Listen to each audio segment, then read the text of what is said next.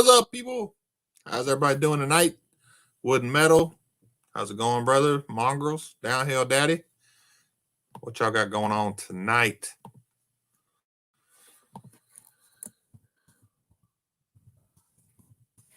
I don't know if anybody else is going to join up tonight. But if they do, they do. If they don't, that's okay, too. So, hey, 113, what's going on? Well, I think everybody besides Bubba has gotten their calendars so far, and most people have. Hopefully, everybody's enjoying them. I will tell you the last time I looked, and profit, like pure profit, was $215. You know, I wish I could give some more to them, but that's what it is right now. I'm going to go ahead and round that off to 250 and take it over to them. If some more people donate, then you know we'll round up again. We'll go 275, whatever it is. We'll round it up to a evenish number. Better to give to them than help them out as much as we can. So it's kind of this show was kind of not last minute, but what's up, Tool Guy Ty and Bubba? How you doing? We just talking about you not getting your calendars yet, man, but you'll get them soon. Yeah, wood and metal is better than poking the eye. I don't know. It's going to help them out, so that's all that matters. Yeah, it was the last. Well, I talked about doing it last week. The show here. But I say it's last minute because I didn't really get it together and get it out for everybody until like today. So it's kind of last minute for that. But what's up? What's going on, Diabolical? But here we are. This is kind of a year in review. Just kind of talking about 2021 in general and then channel wise. And then maybe talk about a little bit what's going to happen in 2022. So. Let's see here.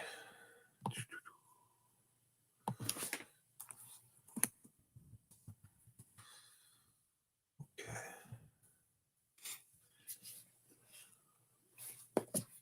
Yeah.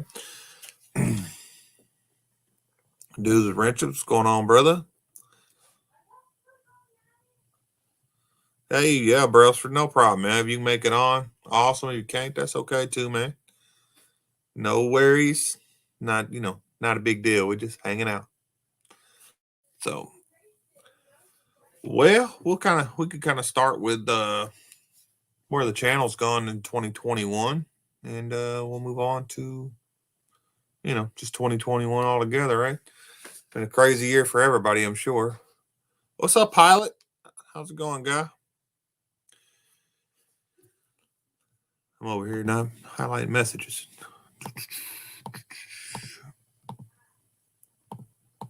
All right. Let me stick this up there. There we go. Still going to do that. All right. Calendar are for sale at swcmerch.com. There is a PayPal link on there now. I did get all that straightened out. So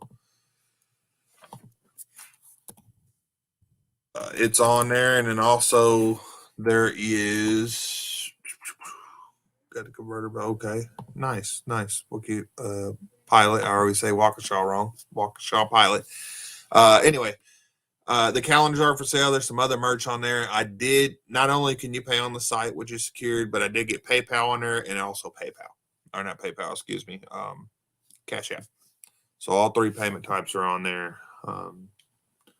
Whichever one you feel comfortable with. If you guys haven't already ordered, I think most of you guys already ordered the calendar. So appreciate it, guys. It's going to a good cause. So 2021 review. We'll go back to January. So January 1st, I just hit my 2020 goal, which was 500 subscribers. This for the channel anyway.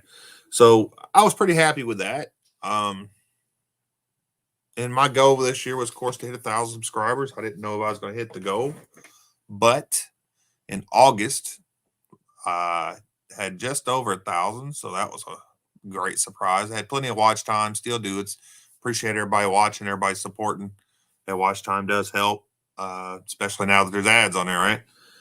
What's up, Junkers? What's up, Rich? How's it going, gentlemen? So for the ones who weren't in here, I'll recap the calendar real quick. They are for sale. There's 3 payment methods. They got the where they can take the cars securely on the site there, swcmerch.com. And then also, not only can you use that, you could use PayPal now, and then also Cash App. And all the profit goes to the Arkansas Food Bank, and it's specifically, the money's going to go to they have a program for kids that only gets lunch at school and stuff. So in the summers or like they're on break right now, they have a program that's for kids that aren't in school that still need to eat. So I thought that was a pretty neat program. And that's where they said they would use the money for. So even better. Yeah, Junkers, I know you got your calendar of the day. I appreciate the shout out on it. That's awesome. So far, it's I don't have it written in front of me, but I think it's like $212 or $215. I don't remember. It's around there. Profit.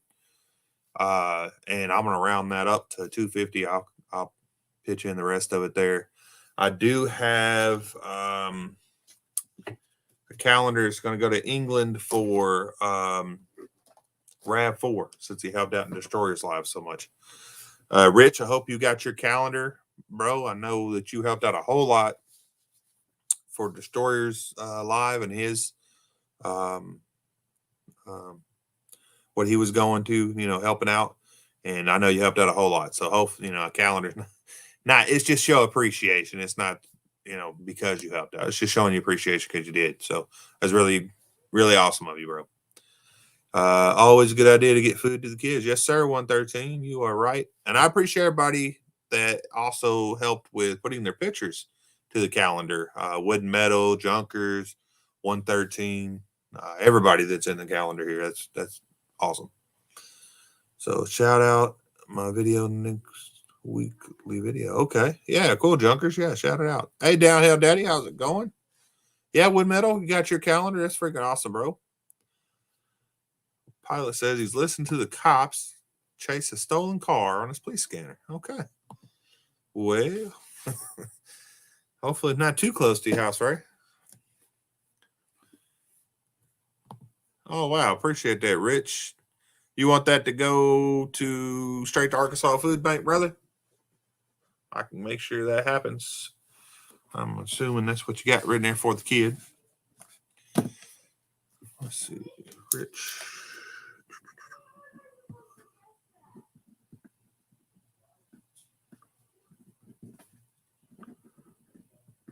I had to write that down. I'll forget some.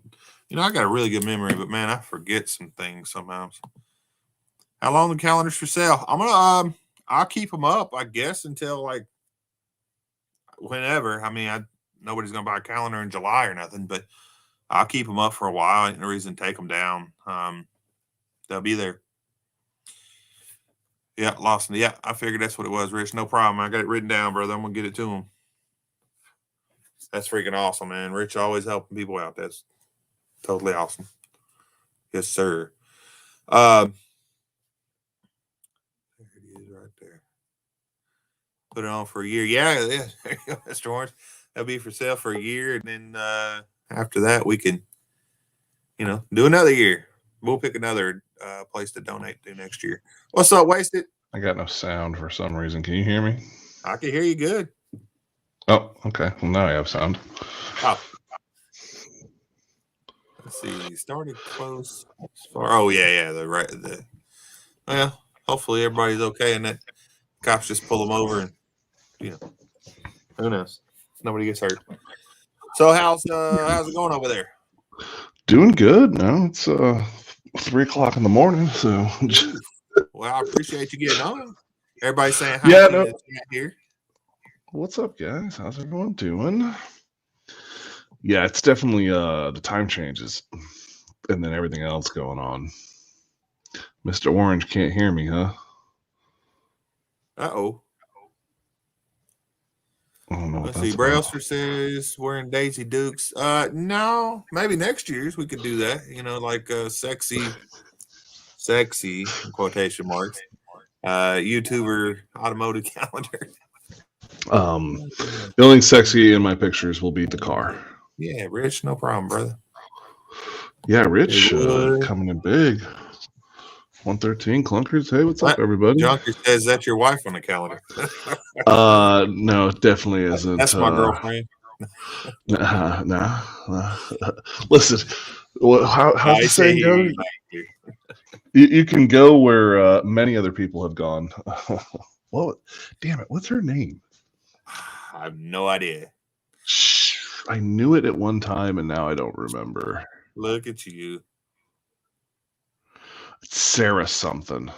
Didn't even credit her in the picture. I took the picture. Name. I took the picture, damn it. So it's my picture. I'm just saying you didn't credit her in the picture. Well, I mean, listen, whatever. Yeah. I'm sure she don't care. It's Sarah J. That's her name. J. Yeah. And you can find that What's up, on John? Hub Porn or Pornhub. You just type that into your Google search and images, and you'll come up with a bunch. Don't worry. What's going on, John, the show car builder? Oh, man, I get that terrible. Yeah, If you know her, right, dudes? How you feeling? He's in the chat, man. He's I do. That dude's been working his ass off lately. Oh, okay. Oh, that's how I knew her. Yeah, Junkers, that's it. If you didn't know. Oh man. Yeah, I was just up doing got back from the bar a little while ago, and then I was talking back and forth Midnight Road Garage, and I was like, all right, I'm gonna go to bed. And then you hit me up right as I was like getting ready to be out, and I was like, well, I guess I'll get back up for a little while. Yeah, I do really appreciate it. Not that no problem, dude. Do this by myself, but it's a little different. Yeah, I was I don't have to work tomorrow. So that's why I was like, all right, I'll hop back up. Oh, sweet. But like in the mornings when I have to get up at like 6 o'clock in the morning and go in, it's rough to get up at 3, especially if I didn't get my on Saturdays I'm able to get a nap in and wake up right before the lives, because this is when I start mine. But like during the week, sometimes I gotta go in at 6 the next morning. I'm like, we're not getting up that early, boys. Yeah, appreciate that, Pilot. What's up, Midnight Road? There he is. I was just talking about him. My ears ringing. I got something for that, Pilot. Boom. Yeah, hit that like button like Pilot says. Yeah, Rich, been doing well. It's the name of the game out here. Actually went out and had a good dinner. Corey, how's it going? Yeah, where'd you go to dinner? A place called the Days. I know what it's called, but I was gonna say a place called the Days Inn. Like the hotel? Like the hotel, but not a hotel. Not of the chain of hotels. It's funny because we went there, and one of the guys there was like, "Where's the hotel part?" I'm like, "Yeah, it's not. So it's really kind of a weird setup there. It's a Irish pub. When you walk up, that's what the door says, but the menu says American something. It's American cuisine, Irish pub, and then there's a sushi section in the back. And I'm like, Jesus, these dudes are throwing everything at the wall here. But the food's really good. Yeah, if it's good, it's good, right? You can't beat it. Yeah, I mean, I had lasagna and bruschetta. Oh man, sounds Love good. The food here, so good. I bet. Very rich, huh? Oh yeah. Well, like the lasagna's. Like, when you normally lasagna, you get the layers, you know what I mean? You can really tell the layers of the noodles. This stuff just melts together to where it's almost like enchilada consistency. The noodles, you know what I mean? I haven't been there, but I know that's when I buy noodles, I make sure they're from there. Yeah. Oh, I don't eat too much pasta, but when I do, I make sure it's good. Loose Screw Labs. I don't know that I've checked this one out before. Oh, okay. I've seen him a few times. He's good guy. I'll have to go take a look. Yeah, I was talking about just recapping kind of the channel and then 21 altogether. Recapping the channel like going back to anyway. January 1st, I had just hit 500 subs, which was the 2020 goal. And then in August, we hit the 1,000 subs with everybody's help and support. Plenty of watch hours, and it's paying off. Everybody's watching commercials and stuff, so even better.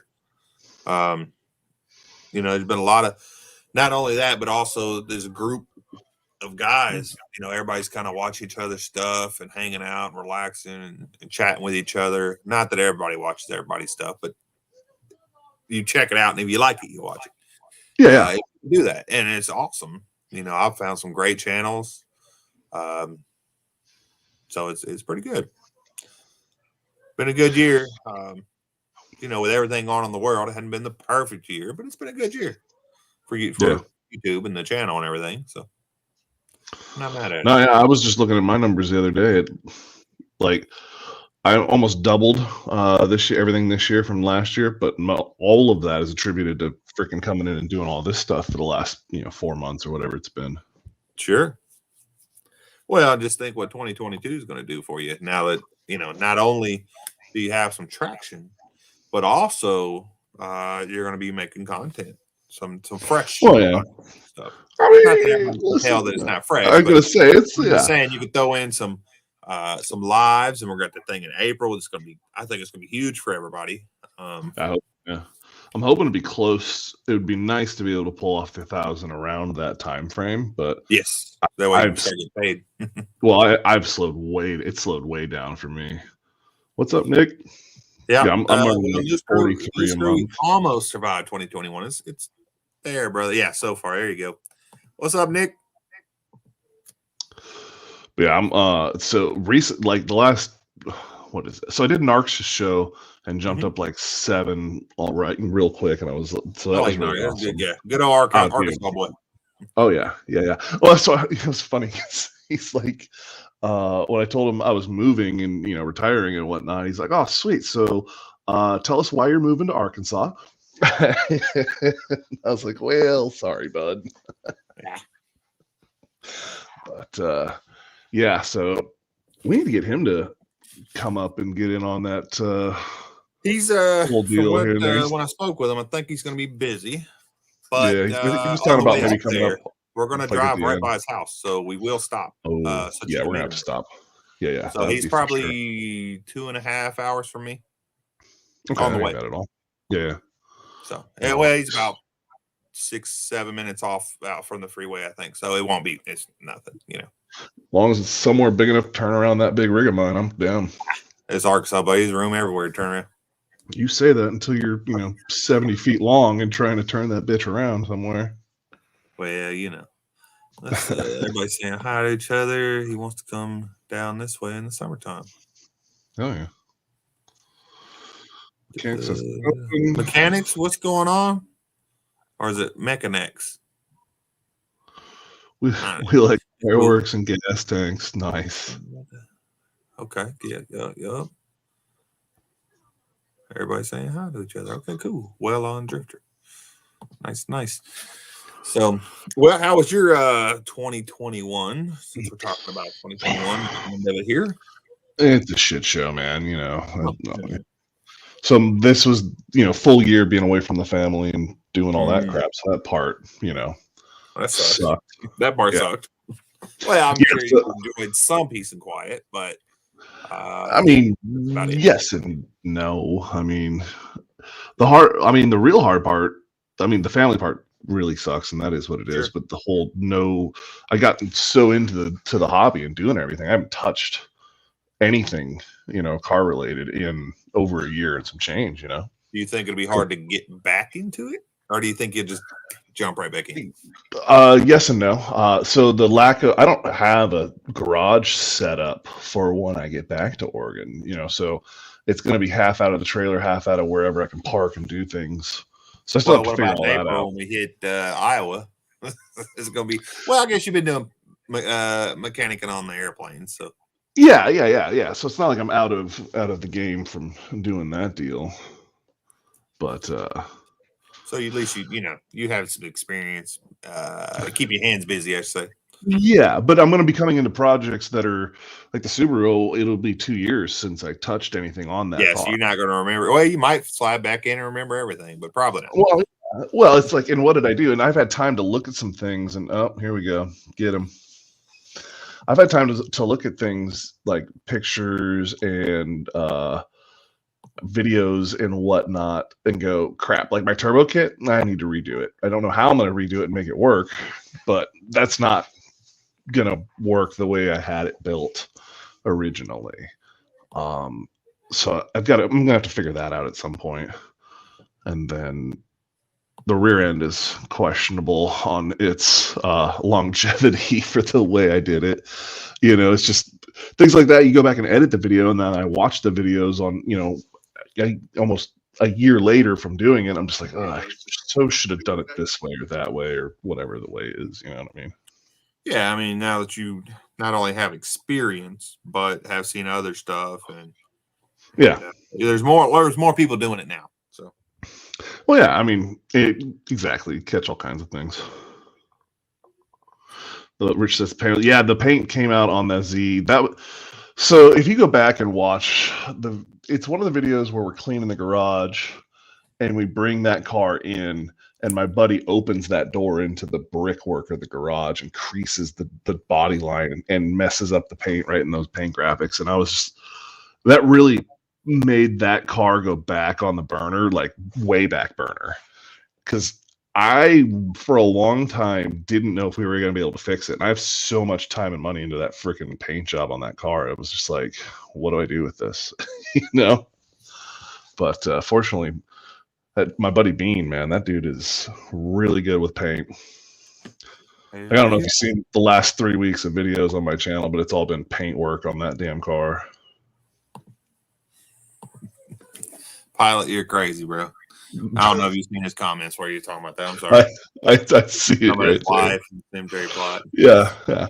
My old go-to is slippers and a dildo. Oh, yeah. Well, if she doesn't like the slippers, she can go, well, you know. Yeah, well.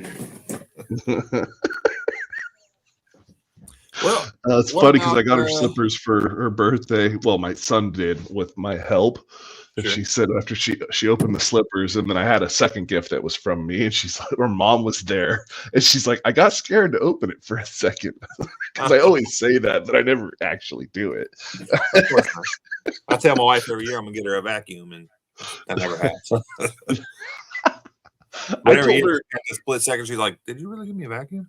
When we first got together, I told her I was going to get her an ironing board so she could iron my uniforms for me. You know? Yeah. And she was like, oh, hell no, blah, blah, blah. So I got her diamond earrings for her birthday, but I bought an ironing board because, hey, I needed one. And then I taped them to it and wrapped that whole son of a bitch. And so, I mean, it was very obvious what it was. So when she ripped it open, she's like, okay, where's my real gift? I was like, it's there. What's up, Mr. Mach 1? Mach 1, how's it going? Loose screw Bob, right? Oh, man. Well, so it sounds like your year's been not great, but what about your year on YouTube? How's that feel? Well, I mean, like I said, up until August, I was when I hooked up with this crew and started doing all of this, I don't know, I wasn't fed up and ready to quit. Definitely isn't the word to say with it, but I was definitely in overdoing it the way I was doing it, because I was 3 months from a full 2 years on YouTube and over 200 videos out and had 300 subscribers.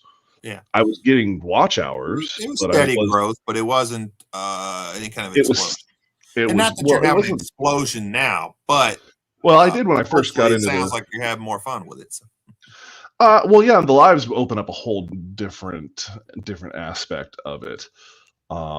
It's definitely one of those ones where it, 1-2 subscribers a week is just I mean, you're never going to get anywhere that way. Yeah. You know what I mean? I went from monthly getting, I think my monthly average was 11, 12 or something like that. Yeah. Yeah. But I mean, growth is growth, but it is what it is. Of course. The problem is no growth, but you were steadily or negative. So it shouldn't have been so flat. Like, exactly. Okay. So when I first got on YouTube, nobody cared about subs, of course. But Yep. you know, I'd get like a sub every 3 months or something. Of course, nobody cared about it back then. But Yeah. you know, if you got that now, of course, I wasn't putting out any videos, so that'd be about right. But if I was putting out a video every day or every week or every even one a month, if I was Yeah. only getting, you know, 2 every 3 months, I'd be not happy. So I started out putting 3 out a week, Monday, Wednesday, Friday.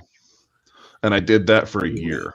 Yeah. And then I went down to 2 a week until I think it was like July or something like that. And when I went down, that's when I realized I needed to go down to 1 a week to carry me out to when I, get back to making content again. Well, and I think, and of course, I'm not nobody to tell people how to do their channel. What's up, But I Carmob? think for me being a watcher, what's up, Carmob? I think that 3 a week would be too much for me to keep up with, and I would just kind of wait until I seen a video that caught my eye I wanted to watch. Yeah. I was just doing it because I had so much content, and I was trying to get different projects out and Well, on. I've seen that you've been putting out shorts. How's that doing for you? Yeah. Well, I mean, so in the first couple, I got some decent decent for my channel traction, Sure. and a couple of subs here and there. The last 2 I've gotten, it's like I get a sub and then that either that sub leaves or somebody else leaves. It's kind of hard. Every one I've put out, I've pulled at least 1 subscriber off of each one. So, which is what keeps me coming back on them. Well, I mean, and you do get views off of it. Not that them views count a whole lot. No. Well, and so you get watch hours out of it too, still. But so my thing is, and I'm trying not to dilute the analytics with it too much on the way I'm trying to go with it, but like, so my weekly live dilutes the analytics with giving me a huge amount of watch time and a large percentage of watch, like how long they watch the video for. My average watch time on my weekly live is over 30 minutes. And then that makes my regular videos that come out on Wednesday look like no one watches them because my average watch on that's like 8 minutes, let's say. So that messes with the analytics. But if you put out a bunch of shorts, then it's your average watch is like 20 seconds. And then that can screw up your deal. So I'm basically trying to do a short, a live, and a regular video every week, and this way the short and the live can all kind of offset each other between the watch time and the views, and then the weekly does its thing is what I'm going for. Well, I've seen that, and 113's kind of saying the same thing. He got a bunch of watch hours pretty quick. Oh yeah. And I've seen that. It's a lot of people I've seen people with 3,000-4,000 subs and 600 watch hours, nothing really going on. And then like you got all this watch hours and stuff, and then your subs just aren't climbing up there. I don't know the answer for it. I know my channel was like that. So I know why I have a bunch of watch hours because I have a catalog of stuff, and and it's this thing that helps and hurts at the same time. I've got different projects and over different, I've got the Bronco series, the Mustang series, the Street Bike series, an Audi series. There's all these different car series that pull in different people, and they come in and watch what they want to watch for that. And it's like you say, evergreen content. I mean, it doesn't pull a ton, but it pulls stuff all the time. Very few of them. What's up, A15? A15, what's up, brother? Have you checked out A15 LSX swaps? Oh yeah. Okay. Yeah, make sure. Yeah. I know. No, actually, oh yeah, no, he was on. I found him through Destroyers. He was on Destroyer when I hopped on and talked, and we all bullshitted in there for a little while. So that was I think back in August. Him, and Narks need to do a LS swap, because not that you guys are the pros at it, but you guys not only have content on it, but I think it would be you guys would do well together. Anyway. So and this is something I talked to Narks about when I was on his show, or at some point talking to him. Sure. I don't remember exactly when, but I mean, I retire in April. I plan on, and I've got that big trailer. I plan on making a small mobile part of my fab shop to be able to run out of that trailer and put one car in it and be able to go and do collabs and do the different races and different stuff like that. You know what I mean? Hell yeah. I think that would be cool. Doing more stuff like what we're planning to do in April, but on a more consistent, I guess. You know what I mean? I'd like to do like 2 or 3 of those a year if I can. Gets me out of the house and on the road and that type of stuff. Gotcha. Hell yeah. Yeah, Loose Crew, agree with you, bro. Everybody's sweet, man. Everybody's cool. And yeah, everybody hopefully have a better year coming up, right? Yeah. Well, we'll see, man. Okay. Hey, 8:15 as the premiere tomorrow night, guys. 6:30 Central Standard Time, or is it still Standard Time? Or I think it's now Standard Time now. Anyway, I know they have different Central Time. Central. So y'all check him out. Oh, dang. Thanks, Power Stroke. Appreciate that, bro. Yeah, appreciate you coming in, and Merry Christmas, Happy New Year to you as well. It says it's 21. Oh, a premiere video. I thought, okay. Yeah. Nice. I'll be there. Yeah, I don't see why I won't be there. I should be there. I will make sure. Let me write it down so make sure to hit the reminder. 6:30 is early enough. I'll be able to not have to stay up super late for that. Oh. Yeah, this whole time change over here, man, is. Yeah, about the time you get used to it or whatever, it'll be time to leave. Well, and that's the thing. Our work schedule keeps changing and fluctuating. Sometimes I'm there in the morning, sometimes I'm there at night, sometimes I'm there in the morning and then I come back at night. You know what I mean? It flops around all the time. So basically I'm on this thing where I work, get like a 5-hour nap, work a bunch more, and then take another nap. And then in the days when we're off, I make good, healthy life decisions like going to the base bar and getting drunk. Sure. They have titty bars over there? They do. I just have a hard time going to. It seems like a giant waste for me. That's me too. Most of the time. Like there's one in Arkansas that you should visit one day. It's up by pretty much where Narcs lives. It's pretty raunchy. It's not nice. It's fun. See, it's not like cool sex. It's just fun. Yeah. So I don't have a problem with them, and like if the drinks aren't outrageously overpriced and it's like one of the closer things to go to, I'm like, okay, yeah, sure, why not? But like some of those places want to overcharge you for drinks. And well, the one in Arkansas, they did raise the price. It's now $11 to get in, but you only have to be 18. It's fully nude, and you bring your own alcohol. Oh, BYOB, yeah. Yep. It's pretty See, at that point, but it's really cool. It's freaking fun. We stopped at a couple in St. John's, Newfoundland, or however you say it, Canada. Yeah. Kazakhstan, as our friend up north would say. And as I'm paying my fee to get into this place and checking my coat, you got to go up the stairs to get there. I hear them announcing the shower show that's about to begin. And I'm like, okay, this is not something I've seen before. And as I came around the corner to walk into said establishment and saw the shower show, so the deal is your buddies get you to go up in the shower with the stripper, and then she proceeds to basically rip your drawers off and beat you with a belt in a shower in front of everyone. And I'm just like, what have I just walked into? And who pays for this? Whatever people's into, man. Listen. And this isn't like she takes the belt and like playfully, like, ha, ha, ha. No, I was like, whipping people. Oh, man. Like wet belt. Wet. I'm too leather belt with my money, man. You guys has to go cars. Oh, dang, Pilot. Man, you're not the only person I heard somebody close to him passed away. It was Tim. Tim. I can't think of his name for just a second. Say again. Tim Windsor. That's what it is. I don't want to say it wrong. It was his brother or brother-in-law. I'm sorry. I want to say it was brother-in-law. I'm pretty sure his brother-in-law passed away on Christmas, and your sister passed away on the 20th. Man, that's rough. That's hard. No junkers.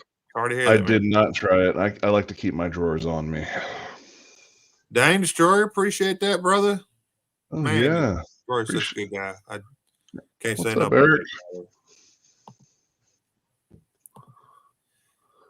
Can you help me with a car problem? Well, we can try, Silly Goose Network. Yeah, I mean, what's the problem? If you guys don't know Waukesha Pilot, I know that's how you say it. I keep wanting to say Waukesha, but it's Waukesha Pilot. He's a cool guy. So I don't think he has any content on his channel, but he should put something out on his Cadillac or something. It's pretty cool. But Oh yeah, I'm so lost. What kind of caddy? I don't know what talking. It's I think it's 13 CTS. It's just nice. Oh, okay. It's like sure. badass. Yeah. It's just nice car. It's overall just nice. So that's a thing. My great uncle has a brother-in-law. Yeah, that's what it was. I want to say it's an Eldorado or something like that. A big old boat down in Southern California. He keeps wanting me to get. And I'm just like, I don't have anywhere to put it. And this thing's mint. It's a cruiser. Like garage kept its entire life. It's not even something like I would LS swap or do anything crazy to. It's like a parade car. Like, but the thing is, I mean, obviously, it's been sitting, it hasn't been driven in God knows how long. So it could be a great one for a barn revival, other than it's been kept in an air-conditioned garage the whole time and looks mint. Damn. But yeah, but I don't know what the gas situation is. The last time it was actually fired up. Oh shit! Destroyer got his calendar. That's freaking awesome. Hopefully, yeah. liked it. I know you're gonna like July the best, but yeah, Pilot. I'm glad everybody's here for each other, brother. Would have thought. 62 subs and no content. Dude, that's where Fox, what's up? Yeah, man. No, it's last time that I talked to him, or he said somebody had 55. So look at him grow. Hey. My problem has been keeping them. New Year does bring great peace.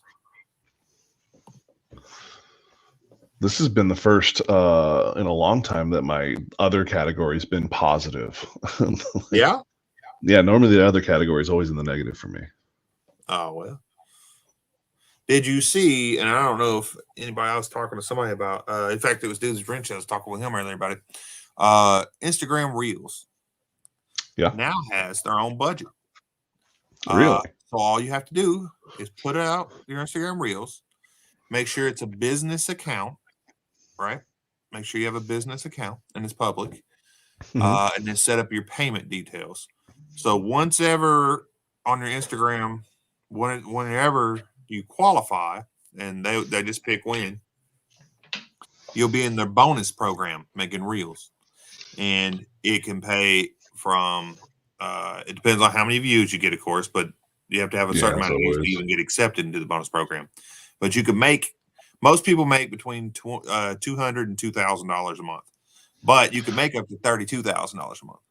Is that why you just dropped like a crap ton of Reels all of a sudden? I just saw that. I saw that earlier today, I think it was, and I was like, I don't know what's going on, but something's up if Cletus just dropped. I'm going through. I'm like, well, shoot, I'm good on Instagram. I go through and like everyone's stuff, you know what I mean? And all of a sudden, I'm just like, I have been liking videos for this dude for like a minute now. How many? Yeah, I dropped a punch last night after I figured it out. It actually started in November.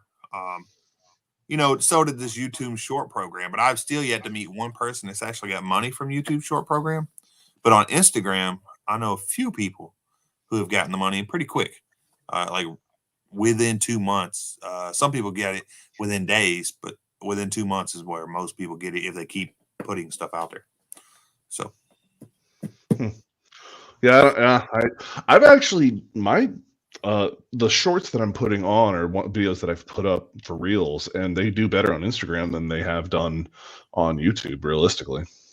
Well, and if you have your payment stuff set up already, I don't. Okay, well, get all that set up. You could already be eligible for the bonus program.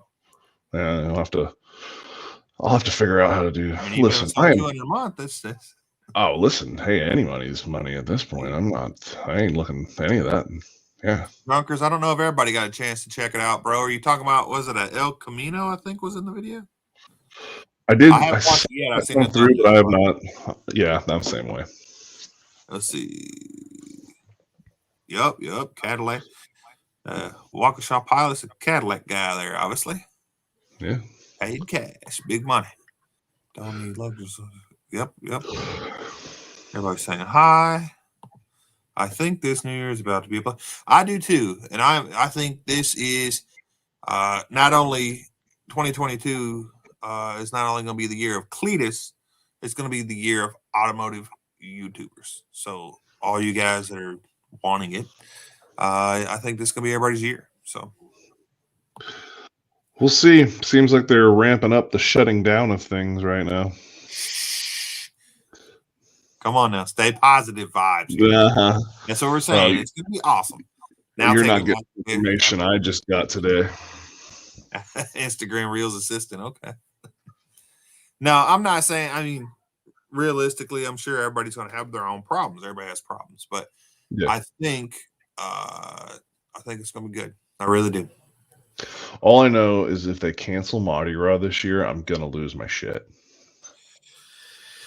Yeah, this is the last year you're going to go. It's the last year I'm going to be in New Orleans, and it will be. I've been here for 2 Come down to years. visit sometime. No, I will never go back to that cesspool. That's the problem. Ooh. If I am there, I would visit New Orleans. It's kind of like Yeah. Florida. Well, someplace in Florida. I will visit, but I would never live there. yeah, No. there's no way I'm going back. Oh, nice. Oh, as a Not ranchero, after living what there. the middle says. Yeah, I mean, I like New Orleans. Don't get me wrong. I really like Austin, Texas. I don't know if you've ever been there, but it's a freaking awesome place. But I would never live there. The weather is the problem. The weather's the problem with the whole southern. I mean, even where you're at, the weather's no good for me, man. It's hot. It's just stagnant and humid. Yeah. And I like New Mexico better. I'll take a drive. It's different.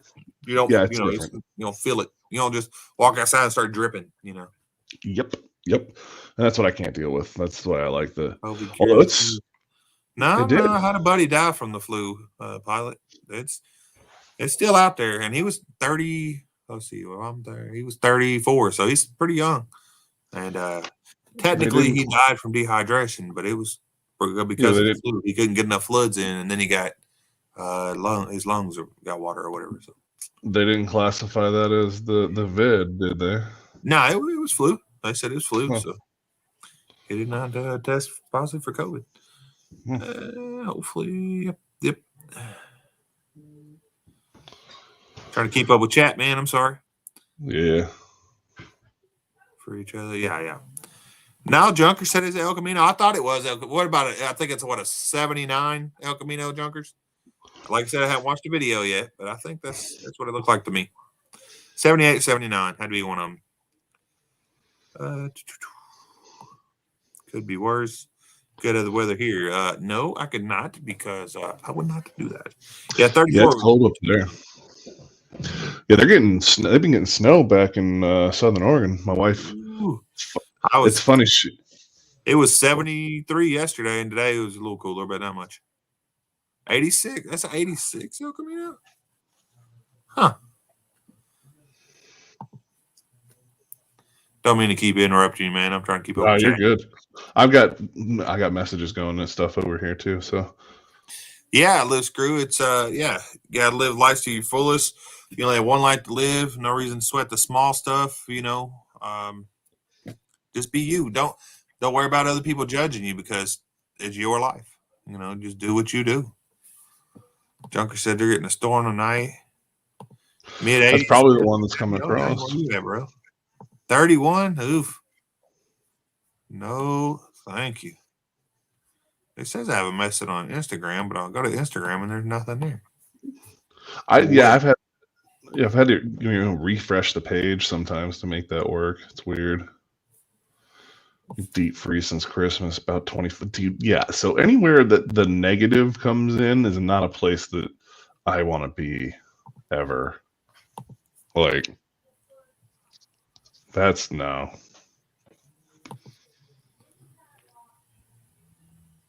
All right. So what's the title say on it, Junkers? By the front end, I thought it was a 78 or 79.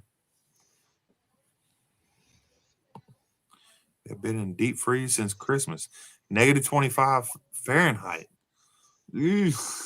70 degrees in my garage today. Yep, that's about right. He says ranchero still. Gonna check that out. I'm an El Camino guy myself. Yeah, I like the El Camino I got here. I'm about ready to sell it. I was gonna do a bunch more work to it, but 53 there raining. I think it's about 60 here, and it's raining as well. I'd have to look, but I think it's about It's mostly clear in 51 right now. right.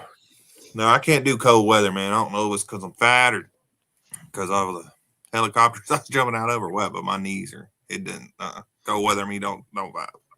Really? Yep. I don't really have a problem with it. Oh, you don't have title, junker? So I know in Arkansas, if you don't have a title, man, the vehicle is way cheaper. Mm-hmm. Because it's you can get a title, but it's kind of a pain here. Oh, that 87's title was 88. I didn't know that. It makes sense though. Why would they just get rid of it? 45 raining. Everybody. If we get another hard freeze, because me.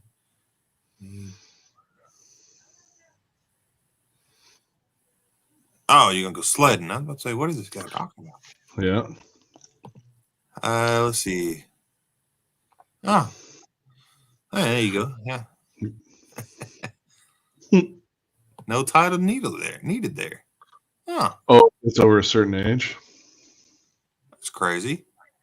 Yeah. So how do you just register it and they send you a new title? Maybe. If so, at a certain age, I don't think they need a title. Yeah, they don't really have a title. You just get a bill of sale. Well, I mean, you could do that here, but then you still got to get a title. I heard Tennessee you could do that, but then they send you a title or something like that. I don't know. Mm-hmm. What's the codest it was? Okay. Oh wow, bunch of chats. I know. Yeah, I chats saw that. Crazy. Hey, I appreciate everybody, participating. Because I know, like Maine, on certain trailers, you don't have to have a title for. Because that's where I register all my big trailers. Is Maine. It's the only hill, please. The only hill. What are you in Idaho? Are you in Illinois or something? They don't have hills, right? Yeah, Idaho has hills. I've seen them. They're mountains, actually. Oh, we say we have mountains here. I guess we have the Ozarks, but we have something called Petty G Mountain. It's not technically a mountain. We also have Pinnacle Mountain. It's not technically a mountain. So, yeah, you have a lot of that on the East Coast. Arctic freeze. Oof. I mean, you're making me cold just thinking about it.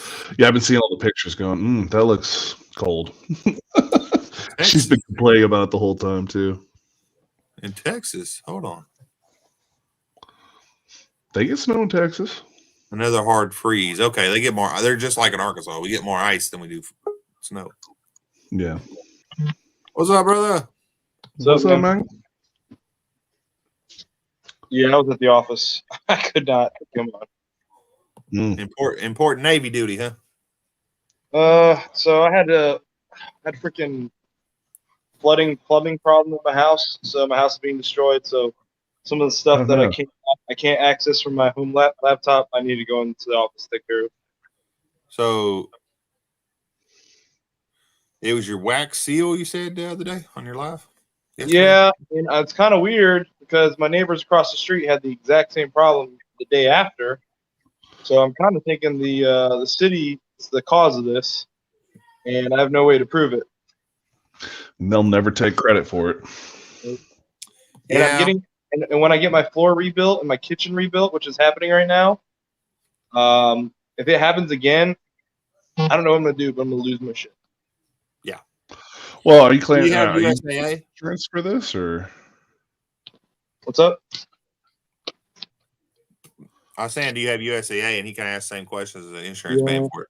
Yeah, I got USA. I mean, they're paying for it, but I still got a freaking $2,500 deductible. Damn. Yep. Well, I like USAA, but boy, they fight you on. They don't want to pay for shit. They're great though. The prices are great. They just when it comes time to pay, boy, you got to fight them. I love them though. I wouldn't go with anybody else. I think that's all insurance places, but yeah, it sucks, but it is what it is. Right now, it's actually it might affect my content potentially because they're trying to displace me from my house. Oh shit! Do you own? Do you own the house? Or are you renting? Or? I own my house. You own the house? Yeah. But they're tearing my kitchen apart, so I've got kids and 4-month-old. I need to be able to. Yep. Heat up the milk or whatever. Yeah, and right now is not a great time to go find somewhere else to freaking Exactly. live. Yeah. I mean, I think if I find it, I was talking to the company that reached out to me. Hold on one second. My son's standing here. What? Screw that.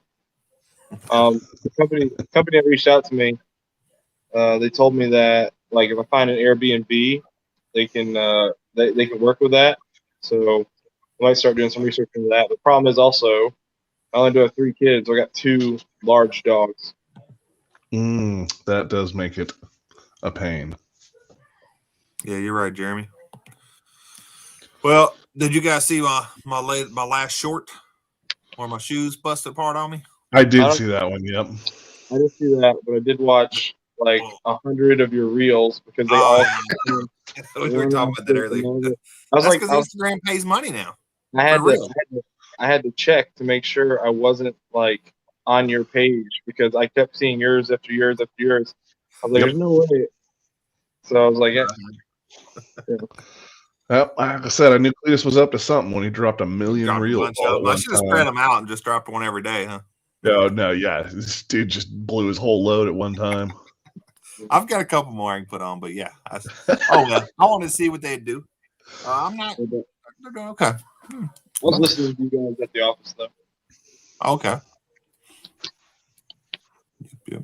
So we just talk about kind of a 2021 review. How did your channel do in 2021? And then also, if you want to share anything about how 2021 was for you and your family. So 2021. Let's see.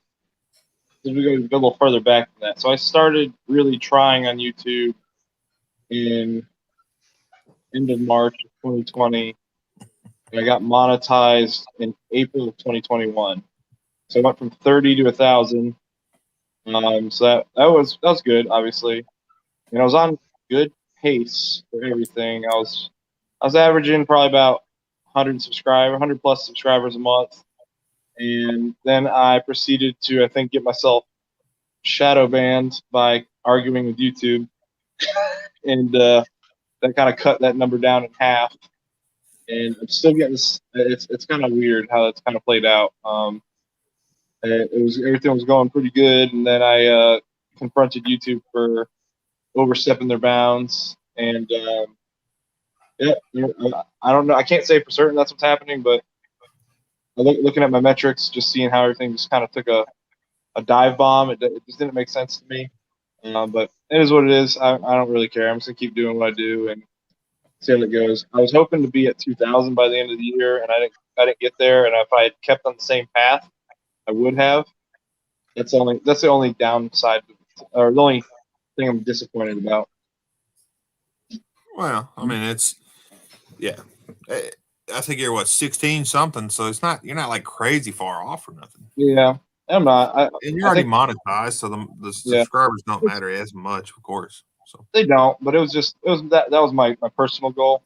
My goal for 2022. Well, I got a video coming out tomorrow. And it talks about everything we're kind of talking about here. But 2022, I would like to get 3 by the end of the year. But that means that I really need like the numbers need to pick up the pace. And because of what just happened in my house, literally happened after I filmed that video, it's not boding well for me because I got a couple things I'm gonna have to take care of. Like life is definitely gonna take priority right now. Yeah. Pilot says call YouTube and ask to speak with a manager. Huh. Yeah, right. I'll be right back, guys. I gotta go yell at my children real quick. I don't think YouTube cares until you hit about 100,000 subscribers. Then you have a voice.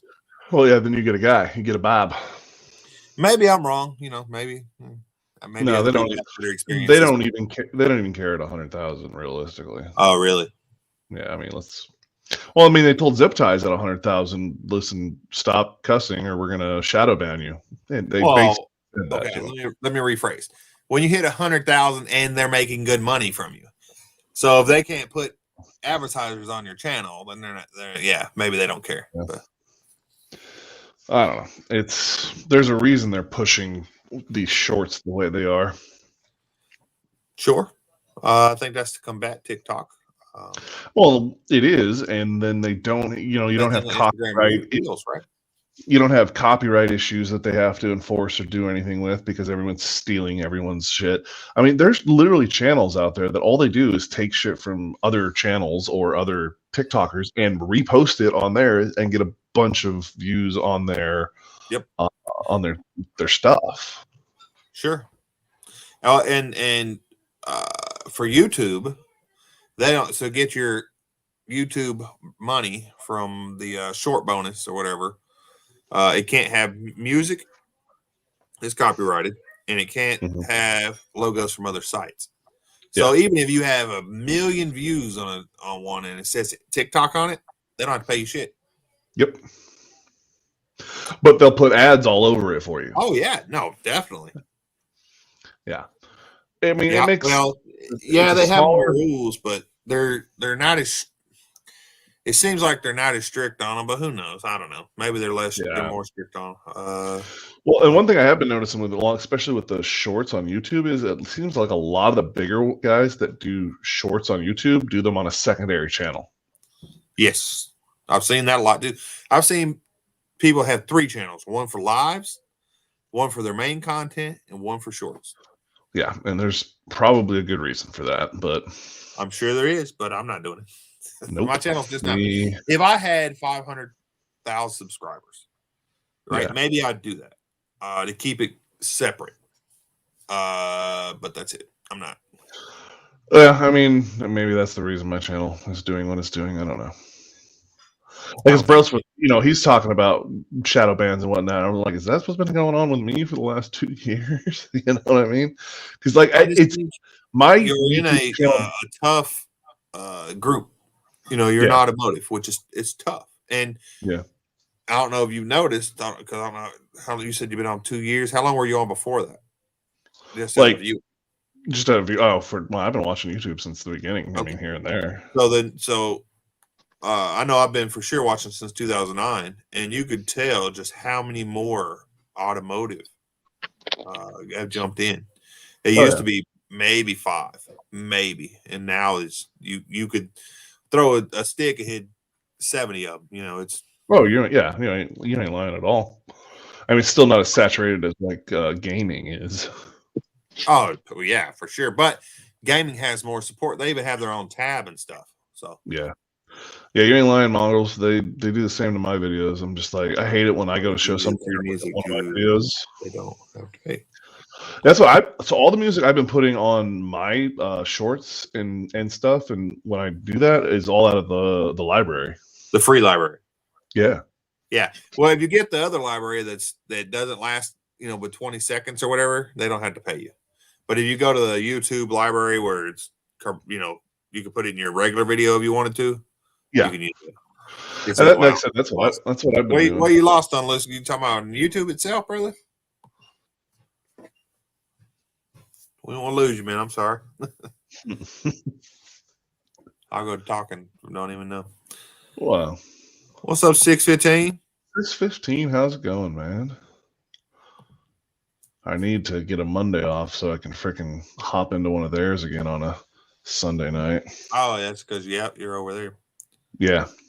Sundays, the weekends have been very busy. I kind of made it in your live for like 10 minutes or something, but the weekend's stupid for me. Yeah. But it's almost end of the year, so after that, it'll kind of calm back down. Well, again. Saturday works out good for dudes and I, so because we can, Yeah, no, I mean, I try to make everybody's lives, man, but can't do it, Yeah, the time changes. Uncle Tony's live right now. And of course, I'm live, so I can't go, can't do his and mine at the same time. But Uncle Tony doesn't. I don't think he misses you being there. Yeah, he doesn't. He's plenty big.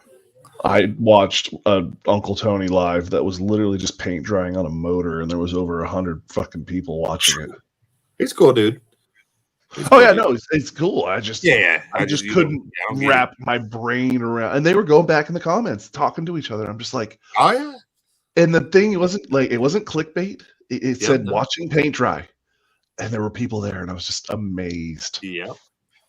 Well, I like on Tuesday that we have Destroyer, and then right after that you got Brailsford, so it's easy because you just go from one to another. Some of them overlap, and that just makes it hard, man.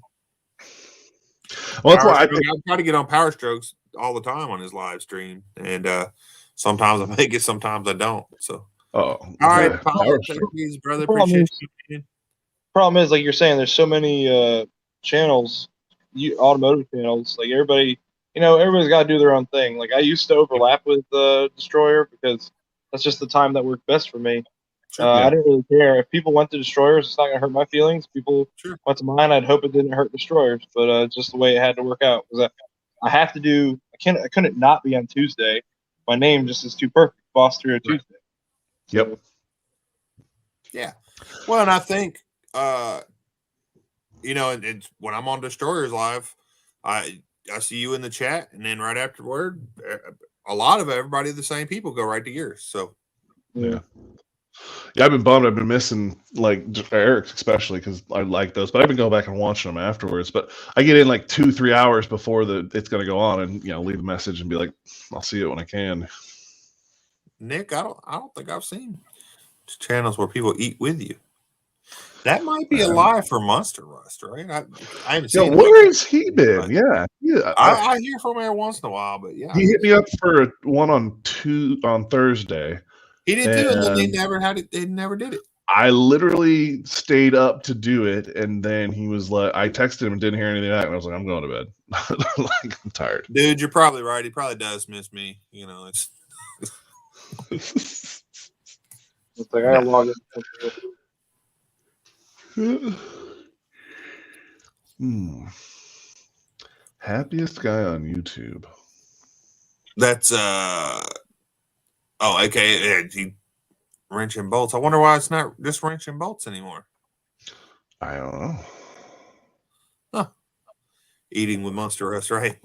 I feel like a lot has changed in the 3 weeks I've been here and not been paying attention to what's going on. Do you guys use sorry to interrupt, apologize. You guys use TubeBuddy? I think the free one. You talked about it. I started using the free one.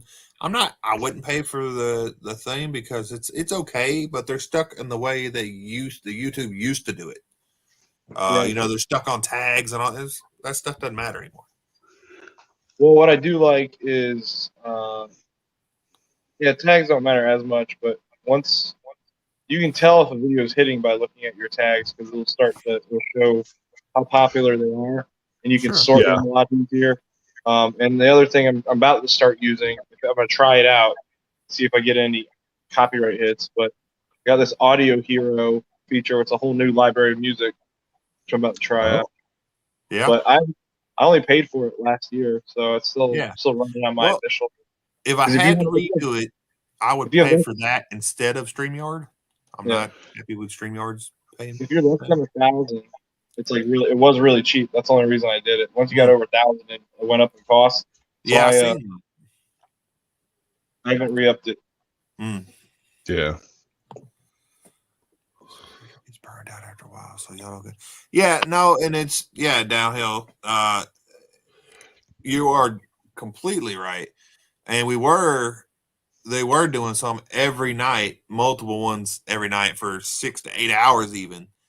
You will get burned out, and not that you don't, that you want to hang out with everybody. It's just, man, you got to do stuff. Yeah, at 6:15, you can get burned out for sure. What's up, Car Fleet? That guy right there is killing on YouTube, man. I don't know if y'all seen his stuff, but I just went over there and looked, dude's. Oh man, he does some crazy there. stuff. Yeah, he had a piece of crap Ford. Well, he had a piece of crap Ford Ranger that he beat the hell out of. Listen, his Dodge looks way better than the Dodge you just did. I'm just saying. No, his Dodge is cool. I'm talking about his little Ranger he had. It was. I'm not a big Ranger fan, of course, but he built it, and then he put it to the test, and it did pretty good. Yeah, but I like the Dodge a lot better. Yeah. Restream is better. I haven't used Restream yet. Maybe I've been when hearing live stream or StreamYard goes up, I'll try Restream. Or or if StreamYard starts doing some dumb crap, you know, some places start adding dumb crap in. So that's why I just I'm try not to. married to it I at all. stick to. I mean, don't get me wrong. Those marathon. Once you get, I mean, if you really get into a live and you can run an 8-hour one, it is what it is. But you got to have time to devote to that. When I was working nights, it was one thing I Sure. could do. But now that I'm working, you know, a day check or whatnot, that makes it not feasible Yeah, for me. not feasible. All Sure. day and night. Yeah. It's just rough on you, man. And then plus, you know, I don't know. Yeah, the $200 Ranger. That's what I was talking about. I love what you did to it, and man, you put that thing through hell, and it did pretty damn good. Listen, my buddy had a little Ranger when we were in high school, and we beat the ever loving hell out of that thing. It wasn't. It finally died. Oil pump went out on, and he seized the motor because, Yeah. of course, all the gauges were broken by then, and it had been rolled over 3 times, and freaking. Oh yeah, a little Ranger danger.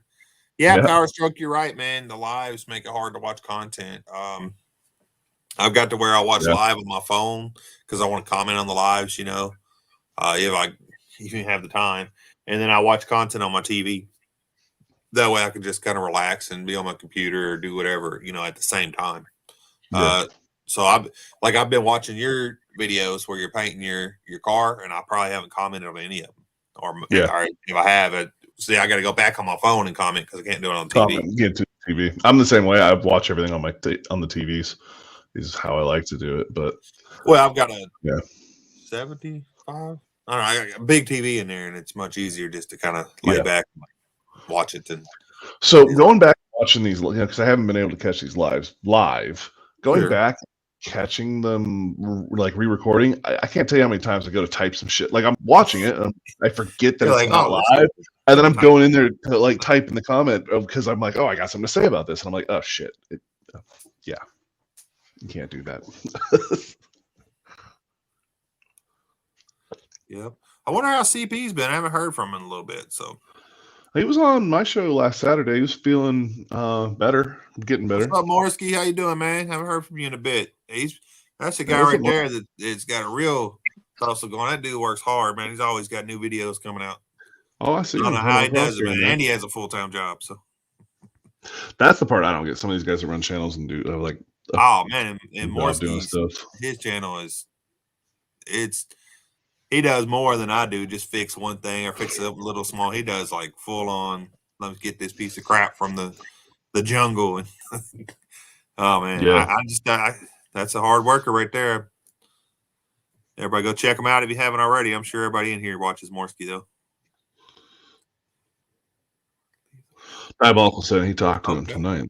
All right, Downhill Daddy. That's cool, man. You talked to CP last night? Okay. I haven't talked to him a little bit. I heard he was sick or something, and like I said, I haven't talked to him. Usually I talk to him. Okay, catching up at work. I get it. End of the year. At the same time, watching lives. I just subbed to Carfleet. Heck yeah, midnight. Everybody support everybody. I mean, don't just sub to somebody and not want to watch their stuff. You know, that stuff it's cool for the numbers, but man, you know, it's I don't know. If you actually watch people's stuff, that's where it's freaking awesome, you know. That's what I've learned, you know, back before I would try to just sub to anybody, but man, it's for me, I feel like you got to watch people's stuff, you know, to actually help the number. Being sub to them, yeah, it helps, but if you're watching your stuff and enjoying their stuff, that's where it helps. I don't know. At this point with YouTube, I don't know what helps. That's one thing. I heard wasted. I heard your conversation about how you're trying to balance the shorts with your live streams for the watch time. I really don't believe that. I really don't believe that it really affects anything. Like I think you could do like 10 shorts, and even the watch time, if it drags the average watch time down, I really don't think that's a metric. I mean, obviously, I could be wrong too. I don't know, but I do. Sometimes I don't have a video to put out, or I don't want to put a video out because I'm just saving it up to make it the way I want it. So I'll put shorts out, and it does bring your average watch time down. But so what? It doesn't affect how much you get paid. It doesn't affect your watch hours. It doesn't affect, it affects that metric, but it doesn't do anything. Well, and see, that's the thing, and like you're saying, you don't know if it does, and I don't know if it does because they don't freaking share you know what I mean, what they're looking for. And they're not going to do that because then people No. try to just get in the system. Yeah, Which is what we're all trying to do anyway. Yeah, exactly. Well, it's not so much that I'm trying to scam it; I'm just trying to get in on the wave, bro. You know what I mean? 113 said I should have took some duct tape and put on them shoes and just called it. I told him, you know, I could take and put some duct tape on them and send them to him maybe once, but he said no. Those things were those were bad. I tagged Nike. Like, maybe they'll send me a new pair of Jordans. I've seen people's dress shoes in the Navy do that shit where Midnight, great channel, bud. They come apart. Oh, really? I've never seen shoes come apart like that. I've seen like or a piece of it comes off, or maybe it starts flapping a little bit. They were just totally were crumbling. It came all apart, man. A rush. Okay. Yeah, no, and so I played with that a little bit, Diabolical, and I tried putting some out in the evening, and I saw zero change, if not almost a negative, because in the morning it just stays out all day, and so I get the full day of flow of people coming into it. And if I put it out in the evening, it was more like the next day where I saw people coming into the videos. So I don't know. Yeah, no, I'm with Carfully here. YouTube is a grind, and you just throw it out there and see what sticks, right? Throw whatever out there, and it's like some of the ones I'm just like, this is like, even getting into these shorts lately. Some of the ones I'm like, oh, this is gonna be fire. It's gonna do amazing, and then it doesn't do shit. And then some of them I'm just like, oh well, I'll throw this one up. Like the tractor one, I just threw it up to see like whatever. And it did really well. I was like, well, that makes no sense. Or the shop drink challenge one we did with Midnight Road. I threw that one together just to get in on, help the guy out and do the drink challenge. That was cool and go for that because I thought the whole deal was cool. And that one did really well. And I was like, holy crap, like 800 views and 2 subscribers. I was like, holy shit. So I was like, finally, I was like, all right, Cletus, I'll bite because you've been telling me this whole damn time. And so I put that jet video up, which those jet videos are like 7, 8, probably 7 years old at this point, maybe a little older. And I've had them on my phone forever. So I was just like, whatever. And so I tossed them. And that first one did 2,200 views or something like that. I was like, shoot, why not? Well, and some of them jet videos will probably get views later still as well. Well, so I hear mixed things on that. I've heard once they die, they die. Yeah, which is what happens. So I found now recently that I just put it was another video of that jet, but it was just a different angle. Yeah. And that one had done better on the reels because they've been up on my reels for a while. Definitely don't take them down. I've had some that do 200 views, and then all of a sudden 2 months later jump up and have 8,000 views. So okay, see now that you know the shorts. Yeah. Shorts, yeah. Yeah, so I had one short. It was the dumbest short ever. I don't even know what happened. How? That's my biggest one was a dumb short. I wasn't even going to put up. It was my dog sitting in my old MG sleeping with his head on the steering wheel. That's all it was. You know how many views I got in literally 12 hours? 10,000. 35,000. Jesus. So right after you put it out, it went huge. I just don't know why it hits because the one I put out was me holding a little box and I found the electrical problem in this avalanche. And that was it. That's all it was. It's 145,000 views or something. The moment after like 12 hours, we're up. After I hit 35,000, just stop. Nothing. Yeah. Oh, that's awesome, Mill Creek. Well, that's like premieres. Premieres are usually tough unless you're a huge channel. So if it's working for you, man, it's freaking awesome. Well, so it's like the first jet video I put out, it didn't do shit for like a day and a half, and then all of a sudden it hit and it just jumped and it did its thing. And so I've been playing with the timing, like, okay, I'll put it out like the last jet video. I was like, I'll put it out the evening before so it starts hitting the stream the next morning. Sure. 1 o'clock in the morning is when it hit the stream, and it died off by 9 o'clock in the morning. Huh. So. And I don't. But it could pick up later too, Some and I've heard from everyone I've talked to that once they die, they're dead forever.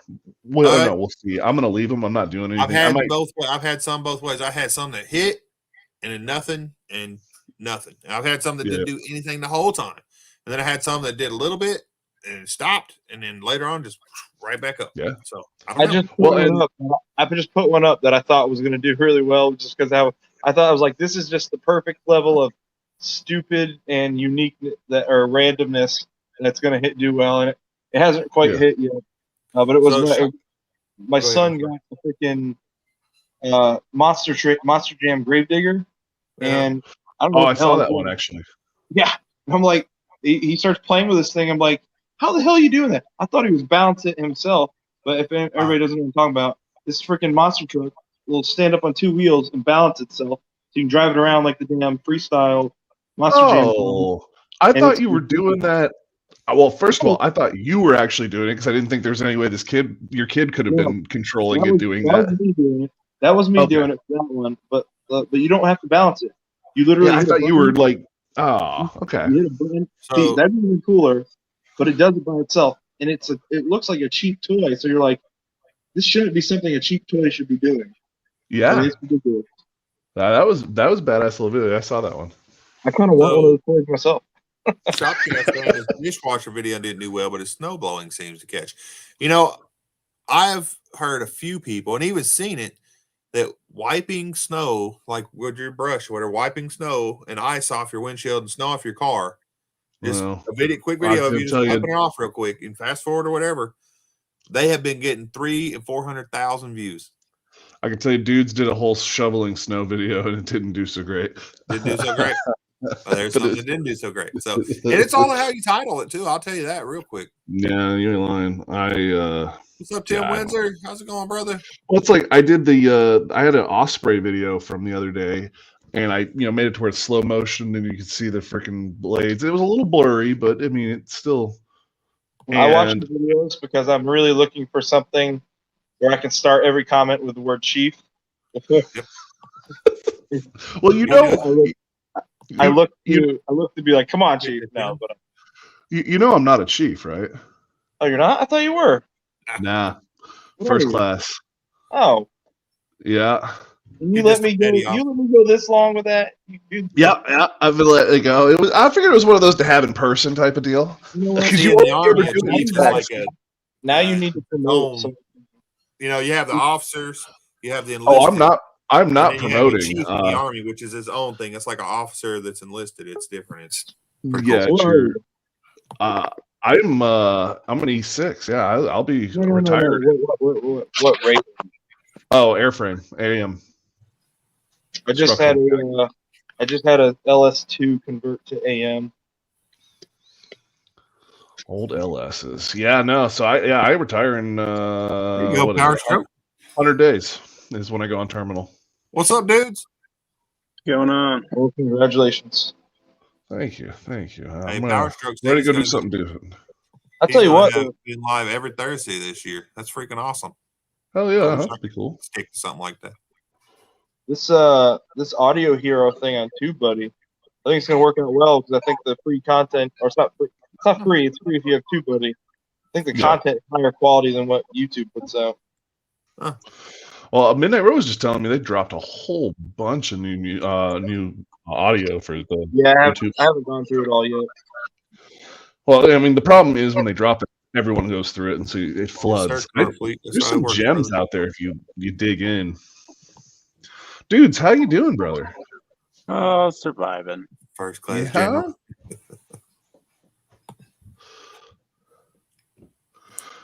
Yeah, no, not first class general. It's I'm a first class petty officer because I'm small and insignificant.